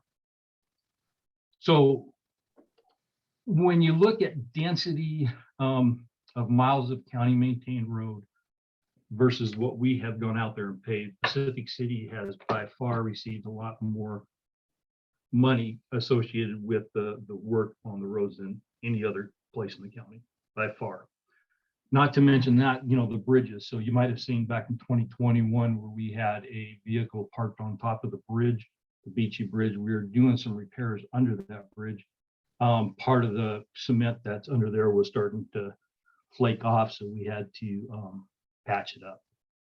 So this is all the work that's been done paving. Last fall, our desire was to go out there, our intent was to go out there and pave the intersection of Bruton and Pacific. And this is be done after the last holiday. We ran into COVID. We ended up with about 2 weeks where we couldn't staff a crew. All of our paving operations were shut down because of COVID and inability to staff a crew. So the first thing out the chute is paving in Pacific City, the intersection of Bruton Pacific. That would take us from the Beachy Bridge going east, past the intersection, and then continue to go east until we tie into good material. It also will take that Pacific Bruton intersection. We'll go north a little bit and south a little bit. So one of the things we run into, by law, state law, we can only pave $125,000 worth of work. So if you see a dump truck loaded with asphalt, that's $2,000 rolling down a road. That does not count the labor. That does not count the truck. That does not count the paving equipment. That does not count all this other stuff. It doesn't take us very far to hit our threshold of $125,000. So we can only go so far at a time. So mentioned Pacific and Bruton. The other thing that we'll be doing is picking up Resort Drive and continuing to essentially close off that orange gap right there. Associated with the Cape Kiwanda Corridor, if you look in here and you look at the red section, Sunset being one of them, Sunset is directly tied to the Kiwanda Corridor. So the Kiwanda Corridor, where is the new road? Is it to the left? Is it to the right? Is it widening either side? What's going on with the pedestrians? So a complete reconstruction of Sunset Drive, we're going to be looking at $500,000 with no understanding of what the pedestrians are doing. We talk about speed mitigation. That would be a term called chicanes. And what that would do would be some minor meandering of the road, which would putting some artificial landscaping into that. People drive as fast as they feel comfortable driving. That right there just increases the cost. Now, the county road budget, we're running about $4.2 million. About $3 million of that goes towards payroll. In a bridge will average, if we pay out of hand and it's just only us, we're paying somewhere between $750,000, maybe $500,000 to $1.5 million. The money just doesn't go far. A single bridge really hurts us.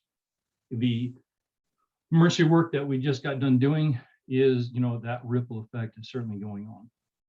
So Sunset Drive, we really need to know what is going on with the Kiwanda Corridor. Circle Drive, which is on the north end of that. Circle Drive on the north end, as people develop adjacent to that road over time, the houses were built up and up and up, which causes all the stormwater to come out of the lots into the middle of the road. So a road is normally crowned, which means the center is high and the water will shoot off to the side. The Circle Drive is in reverse, where the low point in the road is at the bottom in the middle of it. And at that point, it drains down toward the proposed entrance into a modified or relocated Webb Park. Understanding how that entrance into Webb Park is changed based on the Kiwanda Corridor is needed to understand what we need to do to modify that. And how do we do that? What do we do? So I'm the director. Off screen is all the solid waste elements. Anything if it's not highlighted it is positions that are currently staffed. If it is green, these are people that are either retired or they're on extended leave of absence for a variety of reasons. If it is an orange, these are people that have identified that within the next 2 years they will likely retire. If it is red, those are new hires. So the influx of TLT dollars is a great and wonderful thing. It really contributes to our budget. It's about a quarter of our annual budget right now, which is a huge piece of that. The downside to that, it's, you know, both sides of the coin, is this person moved into Tillman County because he had family in Tillman County, and his wife actually makes a fair amount of money. This person lives in Tillman County, didn't have to import. This person came into Tillman because he also had family. We can't bring anybody in from out of county because there's no place for them to live. So what we're stuck with in South County, this is Highway 6 all the way down to Lincoln County. That functionally is 1, 2, 3, 4 guys that are actively doing that, counting an additional person. So 4 maintenance guys plus 1. North County is even worse. So when you look at the turnover and 364 miles worth of road, we just can't be everywhere at once. So PUD has adequate money. They put out a magazine every so often. They have a 24-hour call line. So when there's a problem with your power company, you call them up, they'll get out there and respond to it. Typically, when you're seeing, if you're on Nixle, and you're seeing a lot of messages that PUD's out there in the middle of the night doing something, there's a good chance the road department guys are out at night too. We don't have a 24-hour hotline, so you got to call 911. And 911 dispatches us in the evenings. We also don't have a social media person. So PUD has designated staff that manages and monitors Facebook and things of that nature. Obviously, from our staff, we can't do that. So if it's called into our county, into our front desk, of which there's 1 now, is when that call goes into that position, that information is relayed out to a foreman. In this case, we have South County. The operations superintendent is currently functioning in that hat and in the North County supervisor. I am currently functioning as also the engineer 3, on top of being the director and the county engineer and the solid waste administrator. So Monday afternoon, we were doing the construction layout. So I became the construction surveyor to laying out that bridge. That just ripple effect of people taking over responsibilities and duties of others.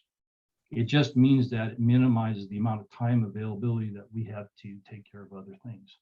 So be patient with us somewhat. So with that, try to keep that fairly brief. As Bob mentioned, there's over 100 other projects that we're tracking. It's about $40 million worth of projects. Some of those we're only funding part of that. Bridge funded by ODOT, they'll pay 90%, we pay 10%. Cape Mayor's Loop Road is a big part of that 40 million. That's about a $20 million project.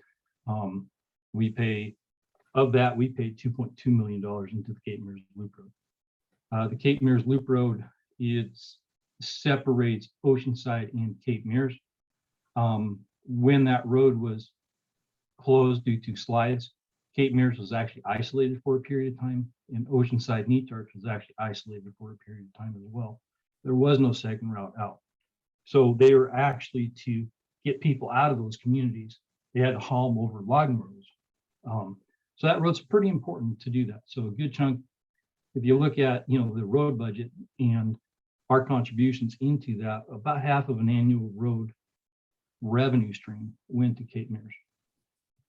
So I hope that explains some of what the road department is doing. So I think we'll do comments and questions. Okay, thank you very much, Chris. Good overview of all that you have in front of you. It's significant. It is. What is the best way if we do have residents that have an issue or something with their roads and want to communicate that? Is there a number or that they can call to reach someone and give them an update?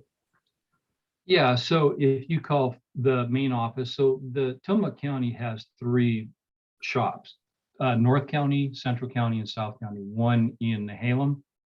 We have a small crew, they live in that area, they report to that, and then they're dispatched. Everybody else reports to Tillman County.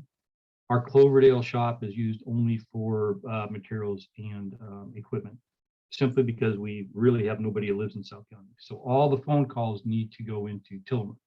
And the office number there is 503. I'll write that in the chat. Okay, perfect.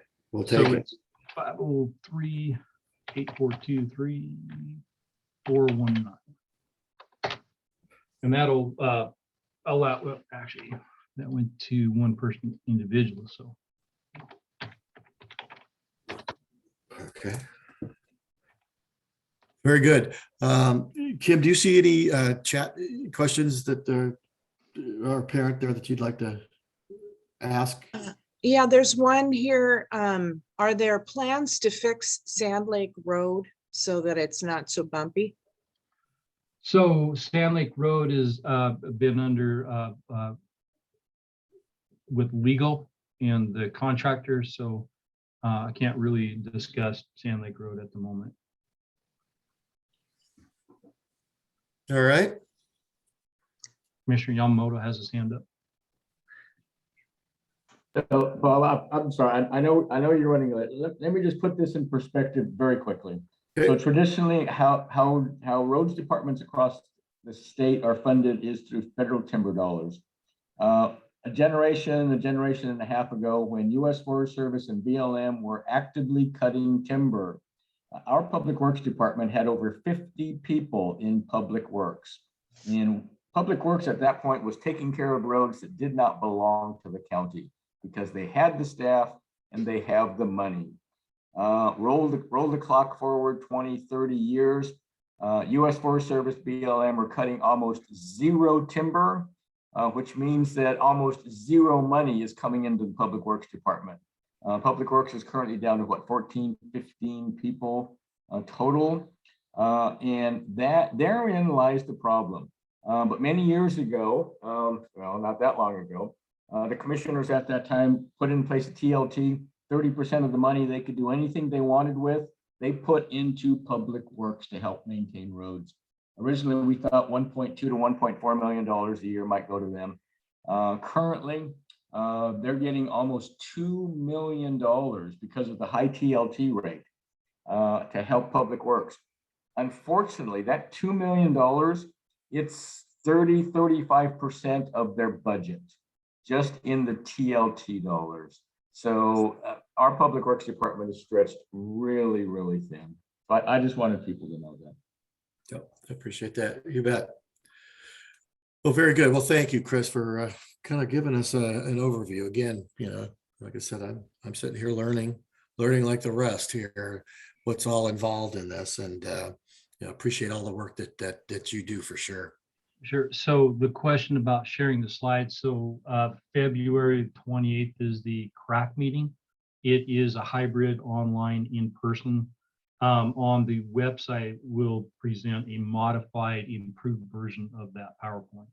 So Okay. you'll be able to see a little bit more Perfect. in more detail with that. We'll take it. We'll take it. Very good. All right. Well, thank you very much. Appreciate it. Can we go back to my screen? I am. Okay. All right. Let's do this. There's that. Sarah, are you still with us? Maybe not. I'm here. Hi. You are I awesome. know. How are Awesome. you? Well, we're doing good. You know, we're running along. We're running along. There's a lot Sure. covering, but I wanted to give you any questions also from the community. Is, you know, what do we need to know? And I think, you know, we have some future meetings coming up on some of these specific items that you can give us an overview on. Yes. So, okay. So here is my first question, because I want to be very sensitive of everyone's time. And this has been an incredible meeting. Hands down, so much great information. So given the time, I am happy to give some high-level updates on a few things. I can come back, Bob, or I can be a little bit more thorough. If you guys are good sticking on for a little bit longer, totally up to you. What would you like me to do? Let's do, in the interest of time, let's do a high level right now. And then Okay. I'll solicit comments from people to see if we need to have a sub meeting here. Okay, very good. Well, I'll tell you what, I am not going to share. I did a PowerPoint too, because we all love them. And they're a great handy tool, but I'm going to go ahead and ditch my PowerPoint for today. I'm just going to have a conversation with everyone.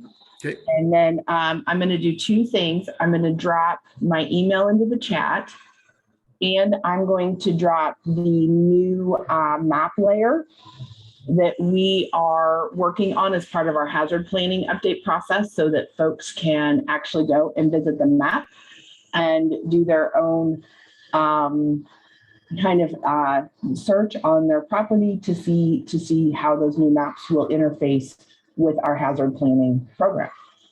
So I'll do those two things, but I'm going to talk first and then drop those down when I'm done. Okay. So first, for the record, it is now afternoon. Good afternoon to everyone. My name is Sarah Absher. I'm the director of the Tillman County Department of Community Development. For those of you on this meeting that I've not yet had the pleasure to meet, and everyone else, it's great to see so many people on this meeting. I'm really excited to get back down there for in-person meetings with all of you when we're ready to do that. So there's been a lot happening within the Department of Community Development. As many of you know, this is a department that consists of 6 different divisions: the building program, the planning program, on-site sanitation, housing, transient lodging, tax filing and collection, and also short-term rentals. So what I'm here to talk to you about today is to give you a few updates. And Bob, I did see the agenda, but I'm just going to go ahead and just run down all those line items of topics and give a brief update. And does that work? You bet. Okay, so hazard planning updates. Many of you know, probably not. It was a bit of a process for a few of us. In 2015, I started visiting with the oceanfront homeowners in Pacific City about fording management and fording grading. One of the positives that came out of all of that work, and thanks again to all of those oceanfront homeowners who have been working hard to maintain the fordings and follow the grading requirements. I thank you all very much. Those meetings in 2015 were really hard. But what came out of that process that was positive is that the Department of Oregon Geology and Mineral Industry, so that's DGOMI, really understood what the county was facing with fording management, and also our desire to figure out how to work together to do a better job, and chose Tillman County to be the first county in their pilot project to remap and reinvestigate the beaches and dunes of the Oregon coast. And as a result of that, we were able to get updated maps that talk about the classifications and the status and the stability of our fordings and beaches. What then followed after that mapping process were funding opportunities from the Oregon Department of Land Conservation and Development. So that's the umbrella for our planning program statewide that we fall under and that we have to follow locally. They gave us some money to actually then look at updating our hazard planning processes so that we would be able to use the best available information and data. And that included these updated maps that DGOMI had created on our behalf. So the hazard planning updates really are our efforts to update the information in our land use ordinance by using updated maps, and then also to update the language of our ordinances to reflect best practices and current practices of geotechnical and engineering professionals. One of the most important takeaway messages today is that if you own a piece of property that is eligible for development, that is not changing. What triggered the Measure 56 notice were those updated beach and dune maps, because those maps are part of an overlay zone that could potentially determine use of a property. In review of the maps within the community of Pacific City, the maps did not materially or substantively make any changes that would impact your ability to develop your property based on uses of the underlying zone, which are your residential zones, your commercial zones, etc. And essentially what is required if the commissioners adopt these proposed amendments would be that, one, we would have better maps to work with that you could actually understand as well. Instead of, we're using our maps right now are roughly 40, 50 years old. They are not very user friendly. So we're looking at new digitized maps, but also updating practices and requirements in geo reports to require a little bit more of an involved review by the geotechnical professional. For oceanfront properties, requiring that the foredune be restored and planted prior to issuance of a certificate of occupancy, and essentially codifying those required inspections by the geotechnical professional throughout the construction phase of the project. But it really is our effort to help with communities during construction to reduce risk of hazard and increase community resiliency. And that also goes for the geologic hazard section of the land use ordinance. So again, the takeaway message that I really want to stress to everyone is that these changes in your area do not impact your ability to develop your property. Whatever development rights you have today through your underlying zoning districts remain, and they are unaffected. If you have a property that is already built and developed, these changes would only apply to you if you were to, demolish your home and rebuild, or if you wanted to do some sort of substantial expansion. But again, it wouldn't impact the use of the property that's already determined by underlying zoning. The amendments to the flood hazard overlay zone. So with that, the other important takeaway message is that the flood maps are not changing. We went through an update to adopt new flood maps in 2018. And basically what's happening today is that FEMA has asked, or required, I'll say ask because it sounds more polite, but because we are a national flood insurance participating program, FEMA has asked us to update our flood hazard overlay zone. So it's the text of the ordinance, the language, to better reflect the FEMA Code of Federal Regulations for construction and development in floodplains that are regulated. And so with these changes proposed, we're looking at clarifying or adding some definitions to the definitions section. There's some areas in the code that aren't really detailed when it talks about construction of manufactured homes in areas that are regulated floodplains. And our ordinance currently was lacking an enforcement section. And so you can go online and look at the ordinance amendments. They're all there for you to see. And I'll go ahead and drop that link as well in the chat when I'm done. But really, it's a lot of housekeeping updates. FEMA was actually here in December because we are a national flood insurance participating community as Tillamook County. We are required to keep our floodplain program for development and construction in good standing with FEMA. And what happens when we don't is what many of you experienced in 2015.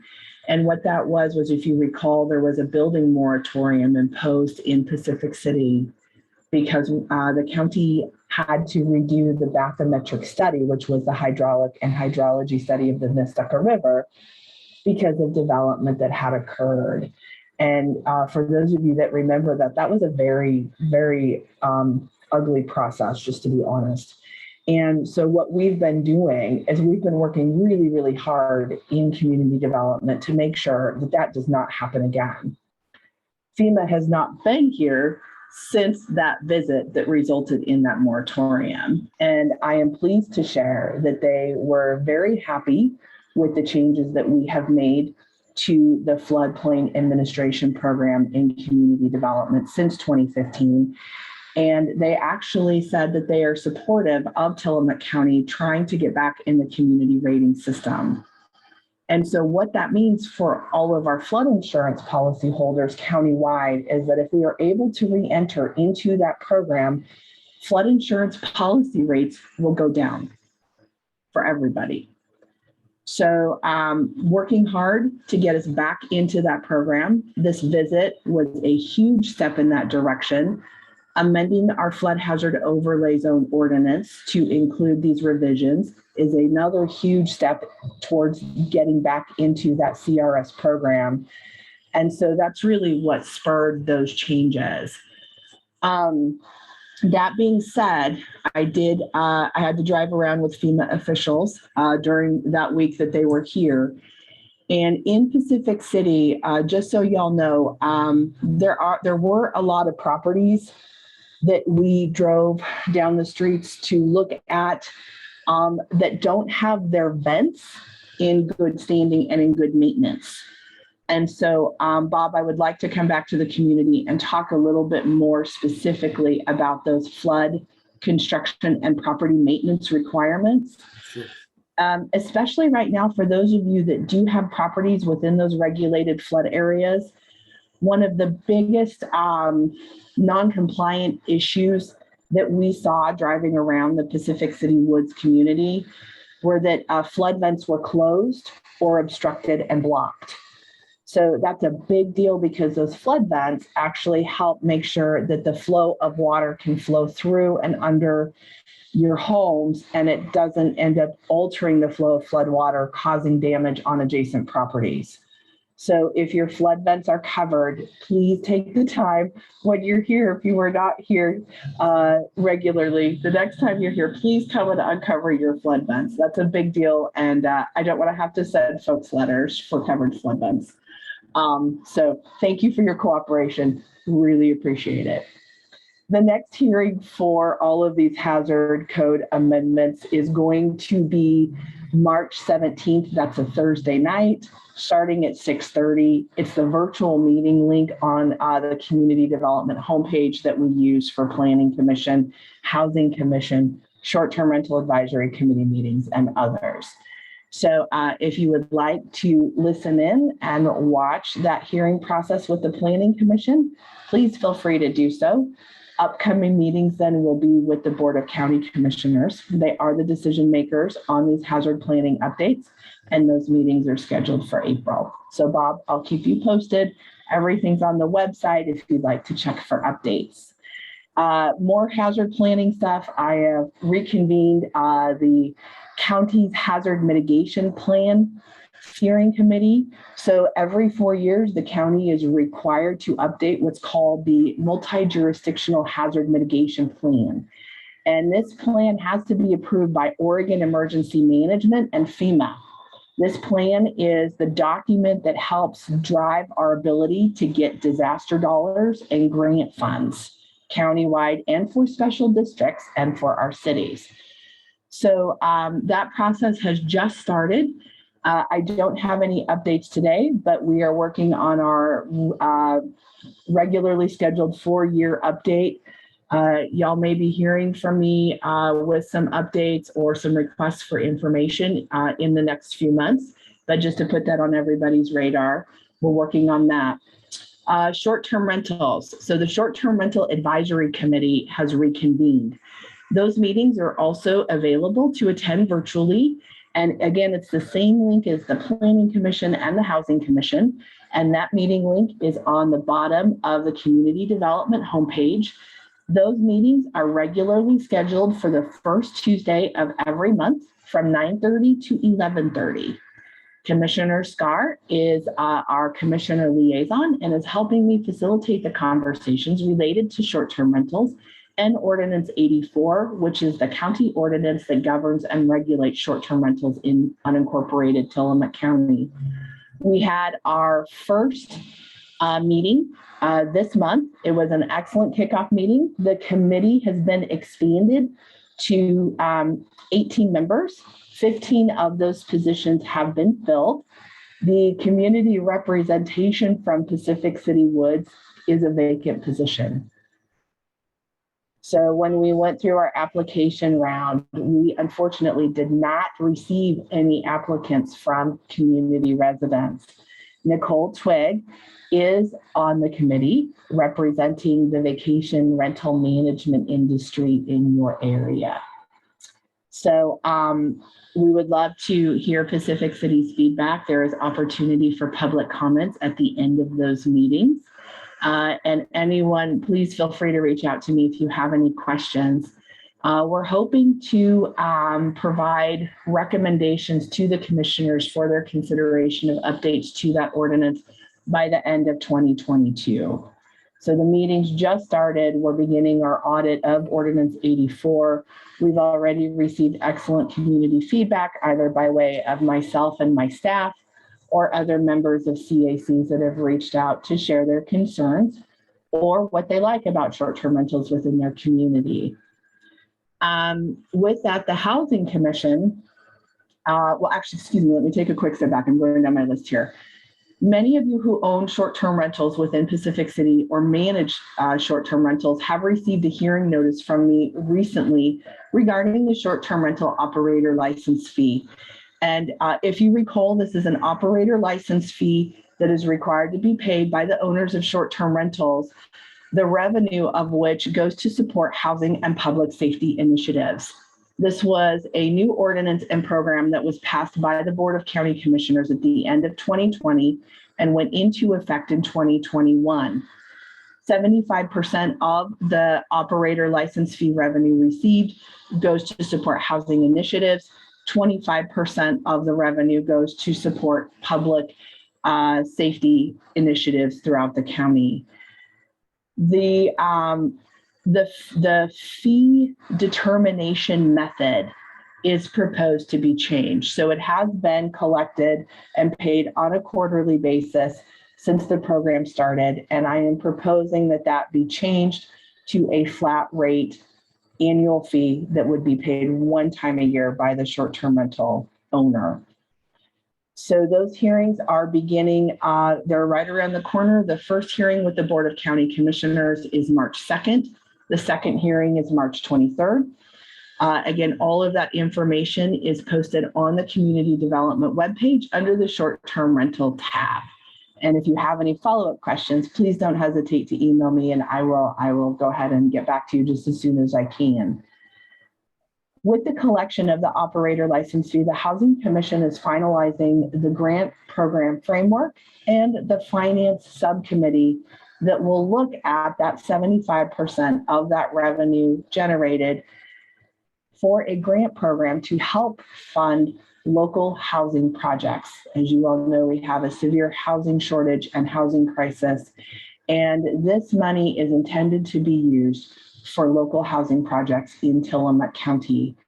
I anticipate the grant round to begin sometime late spring with an award of money by probably June or July for new housing projects coming online. And what we anticipate that money to be used for would be to help offset things like system development charges, or to help with PUD, or to help with funding or for a design of a housing project that's in the pipeline. So this could be any type of housing project that's multifamily. What we're looking for is that workforce missing middle housing, but it could go to support other types of multifamily housing as well.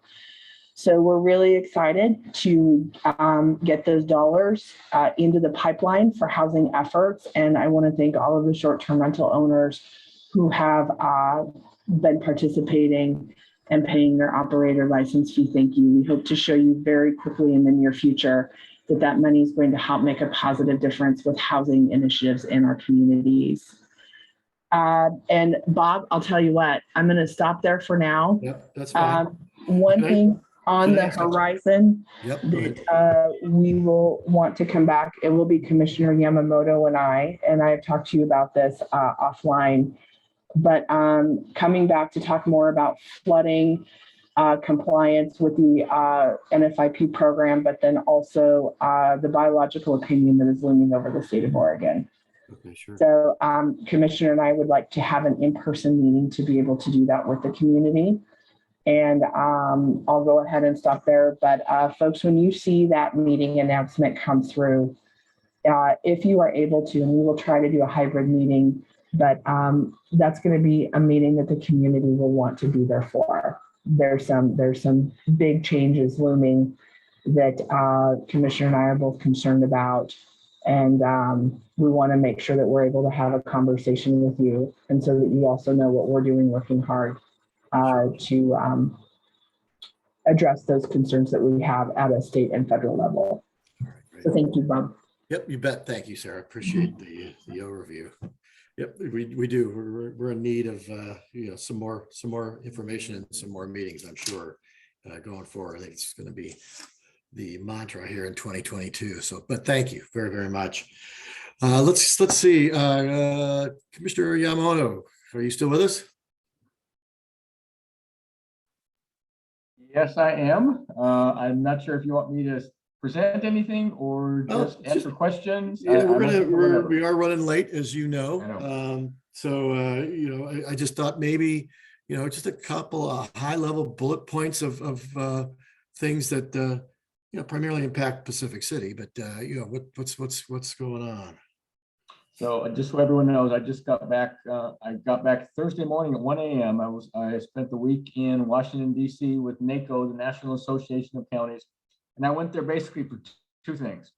First of all, as Sarah mentioned, I know you've heard me talk before about the NOAA Fisheries FEMA biological opinion, which is going to have devastating effects on anybody that has a building in a floodplain, as well as businesses. This is going to affect our dairy industry, and it's going to be horrible. Been working on this for 7 years. I was able to go back to Washington, D.C. And pass a resolution. This was a year ago about the buyout, explaining to everyone that once they're done with Oregon, NOAA Fisheries and FEMA are taking this nationwide. And so I was able to pass a resolution at NACO unanimously in two steering committees. So now we've got NACO, the National Association of Counties, working on this.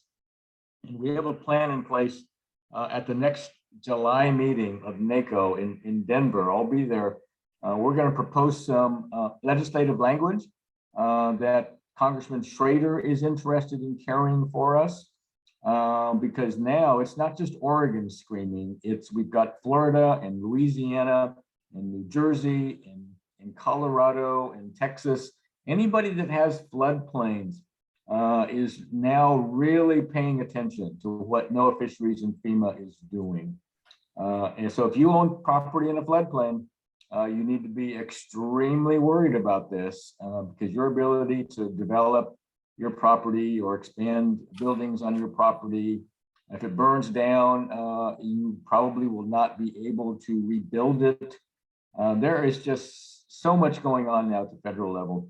So I am happy to say that we're getting some movement at the federal level. So we're not only having to fight this now in Oregon, but we've got some other of the 3,600 counties across the nation that are going to be joining us. The other issue that I brought up, so I know, I'm not sure everyone realizes, but Tillamook County is working on a new communication system. Our sheriff's office, our firefighters, our ambulance, we have so many dead spots in Tillamook County where they cannot communicate. And so they are reluctant to pull people over when they know there's a dead spot. Our ambulance service, our fire services are all concerned. So this new, and our communication system is over 20 years old at this point. We need a new state-of-the-art communication system. We have everything in place. We've done the engineering, the planning, and now it's just time to build it. We're looking at up to $20 million.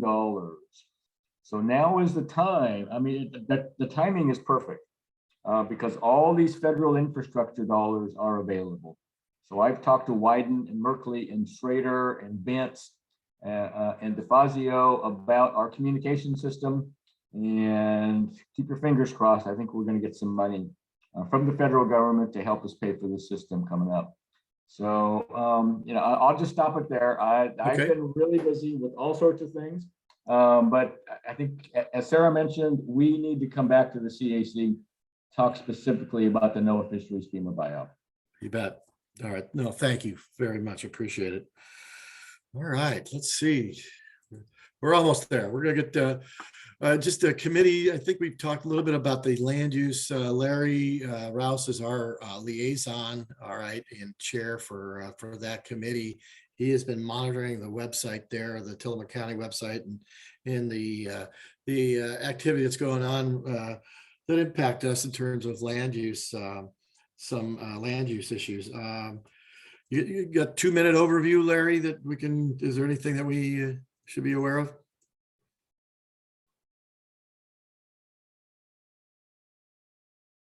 Larry. All right. You may be muted. Okay, I'm with you. You are. Yeah, you got 2 minutes. Okay, 2 minutes. I'll make it very fast. I've been monitoring the screen, and we've had a few things come up, but they've all been very minor. And a question that I have for you and the group is, how close do we want to monitor these applications? We could, of course, have a meeting on everything that comes up for exception, or just ones that will go before the Planning Advisory Committee. For instance, this is a good question. I don't know if Sarah's still on the line or not, but we recently received a administrative review. It's called a Type 2 land use approval for reduction of riparian setback. Now, this one will only go before Sarah, and Sarah's going to make a determination as to whether or not it should be approved or not. On the limited information I've given you, is there an opinion on whether or not the Land Use Committee needs to meet on this? I'm very vague on what our guidelines are at this point. What's your input, Bob? Well, I think we need to, again, I don't think there's a lot of issues that come our way.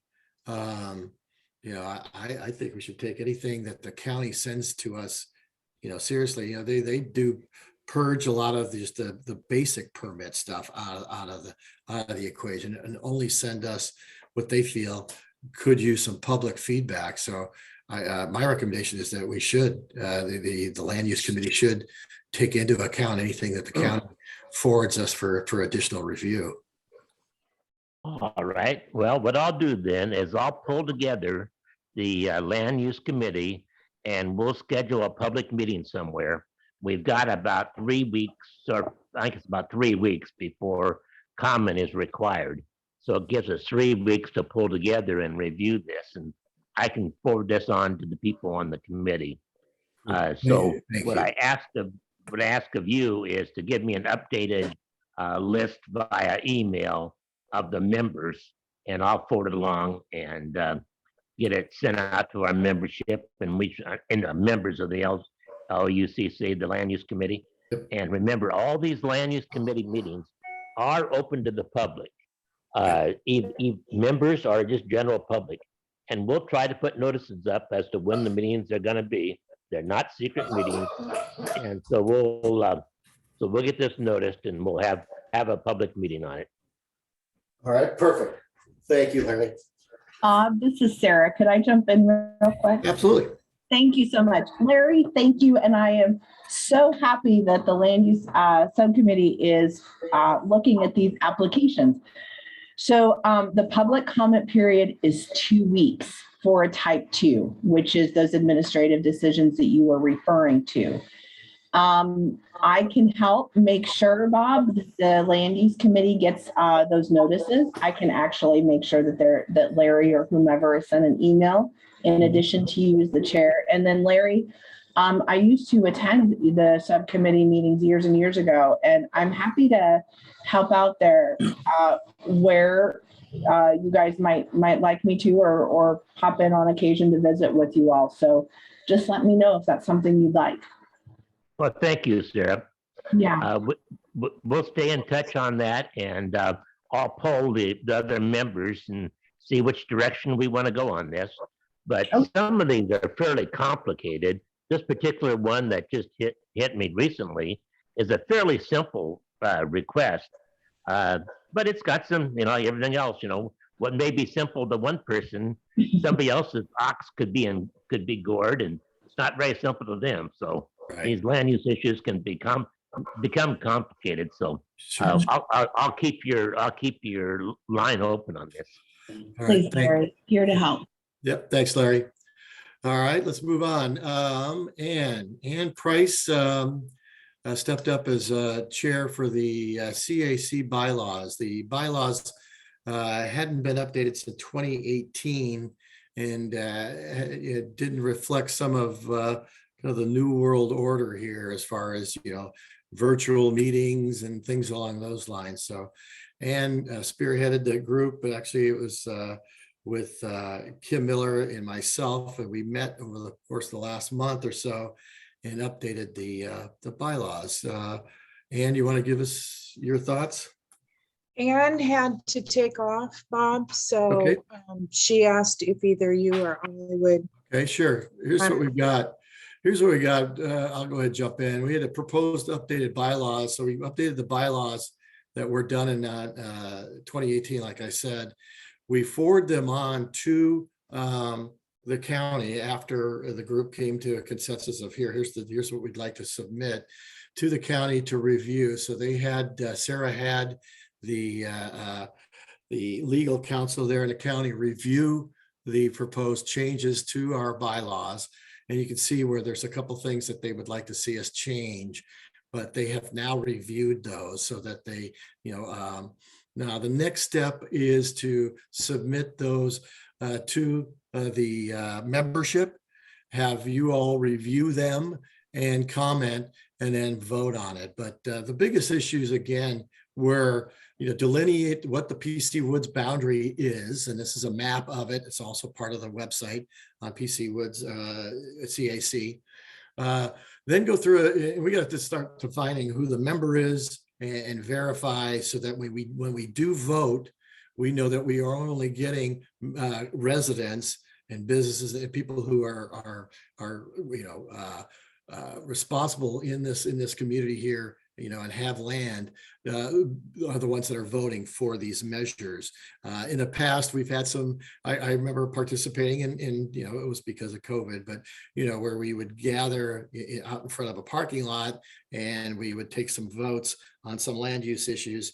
And we had no idea whether those were, members and land and homeowners in Pacific City or not. If we move, and we will, we don't know how this virus stuff is going to continue. So a number of other CACs within Tillamook County have adopted a means of doing this virally and virtually in terms of voting. So in the new bylaws, we lay that out of how that would take place, that there would be a verification of who is voting. It would be verified by the secretary, and that vote then would be recorded. So we will be passing those out. I'll be attaching that to the website and sending it out, and looking for comment next time we meet, and hopefully approval, any edits and approval of those, so that we can move to doing the virtual voting if we're in need. It also further defines the role of the land use committee and any other ad hoc committees that we need.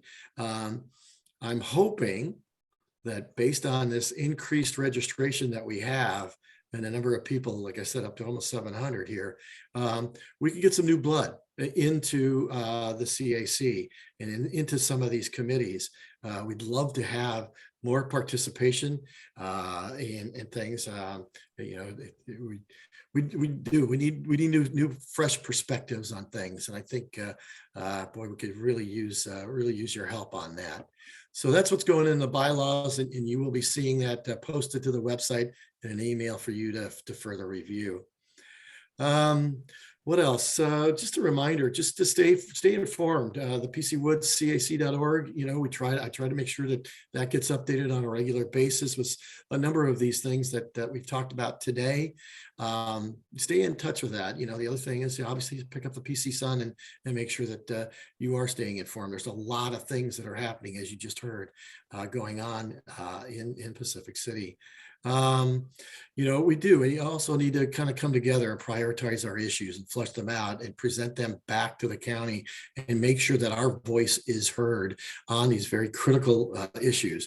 It doesn't do us any good to complain about it after it's been handed down if we were given the opportunity to communicate something up front and get upstream on it to give our thoughts and sentiments. That is, I think, all we have for today. I think it's plenty. We'll recap some of these other questions in the chat and see if we can get some answers for them. But I really very much appreciate, first of all of the special guests and what they were able to contribute to this. I think it's been very informative. Sorry it took so long, as far as the session is concerned, and we'll break this up in the future, like I said, in maybe probably more periodic meetings. But I think it was good to get this information out and about. Is there anything else for the good of the order before we go ahead and adjourn the meeting? Bob, this is Jim with the fire district. If I could just have just a couple seconds. Sure. One thing I really wanted to emphasize with a lot of the stuff that's going on in our whole fire district, I am involved with all of the applications, all that kind of stuff. So if anybody has any questions on that side of it, please reach out and let me know. And I'm more than happy to talk to you. We've got some interesting projects that are throughout this county that I've already fielded a lot of questions. So I am open to answer any of those for anybody. Just real quick, we're just staying very, very busy. And if you see legislation that's coming out and are able to support, there's some stuff that affects fire districts and the volunteers. Please look at that. And if you're willing to help support those bills, almost everything that is out right now is very good for our membership. So please support them, and feel free to reach out to me on any questions you have with regards to the fire district. Thanks. You bet, Jim. You've been great. Thank you very much for bringing that up. Well, one last thing I did forget to mention, we are in need of a secretary for our executive team here. Right now, again, it's Kim and I, and that secretary position is open. The job descriptions are defined on the website, and we would surely appreciate someone stepping in and helping us with this effort. So once again, thank you for the attendance. Thank you for hanging in there with us. Appreciate your time, and do reach out if you have any other further questions. He's got the email down there below, and I hope you have a good rest of the weekend. Go ahead and adjourn the meeting. Thank you very much.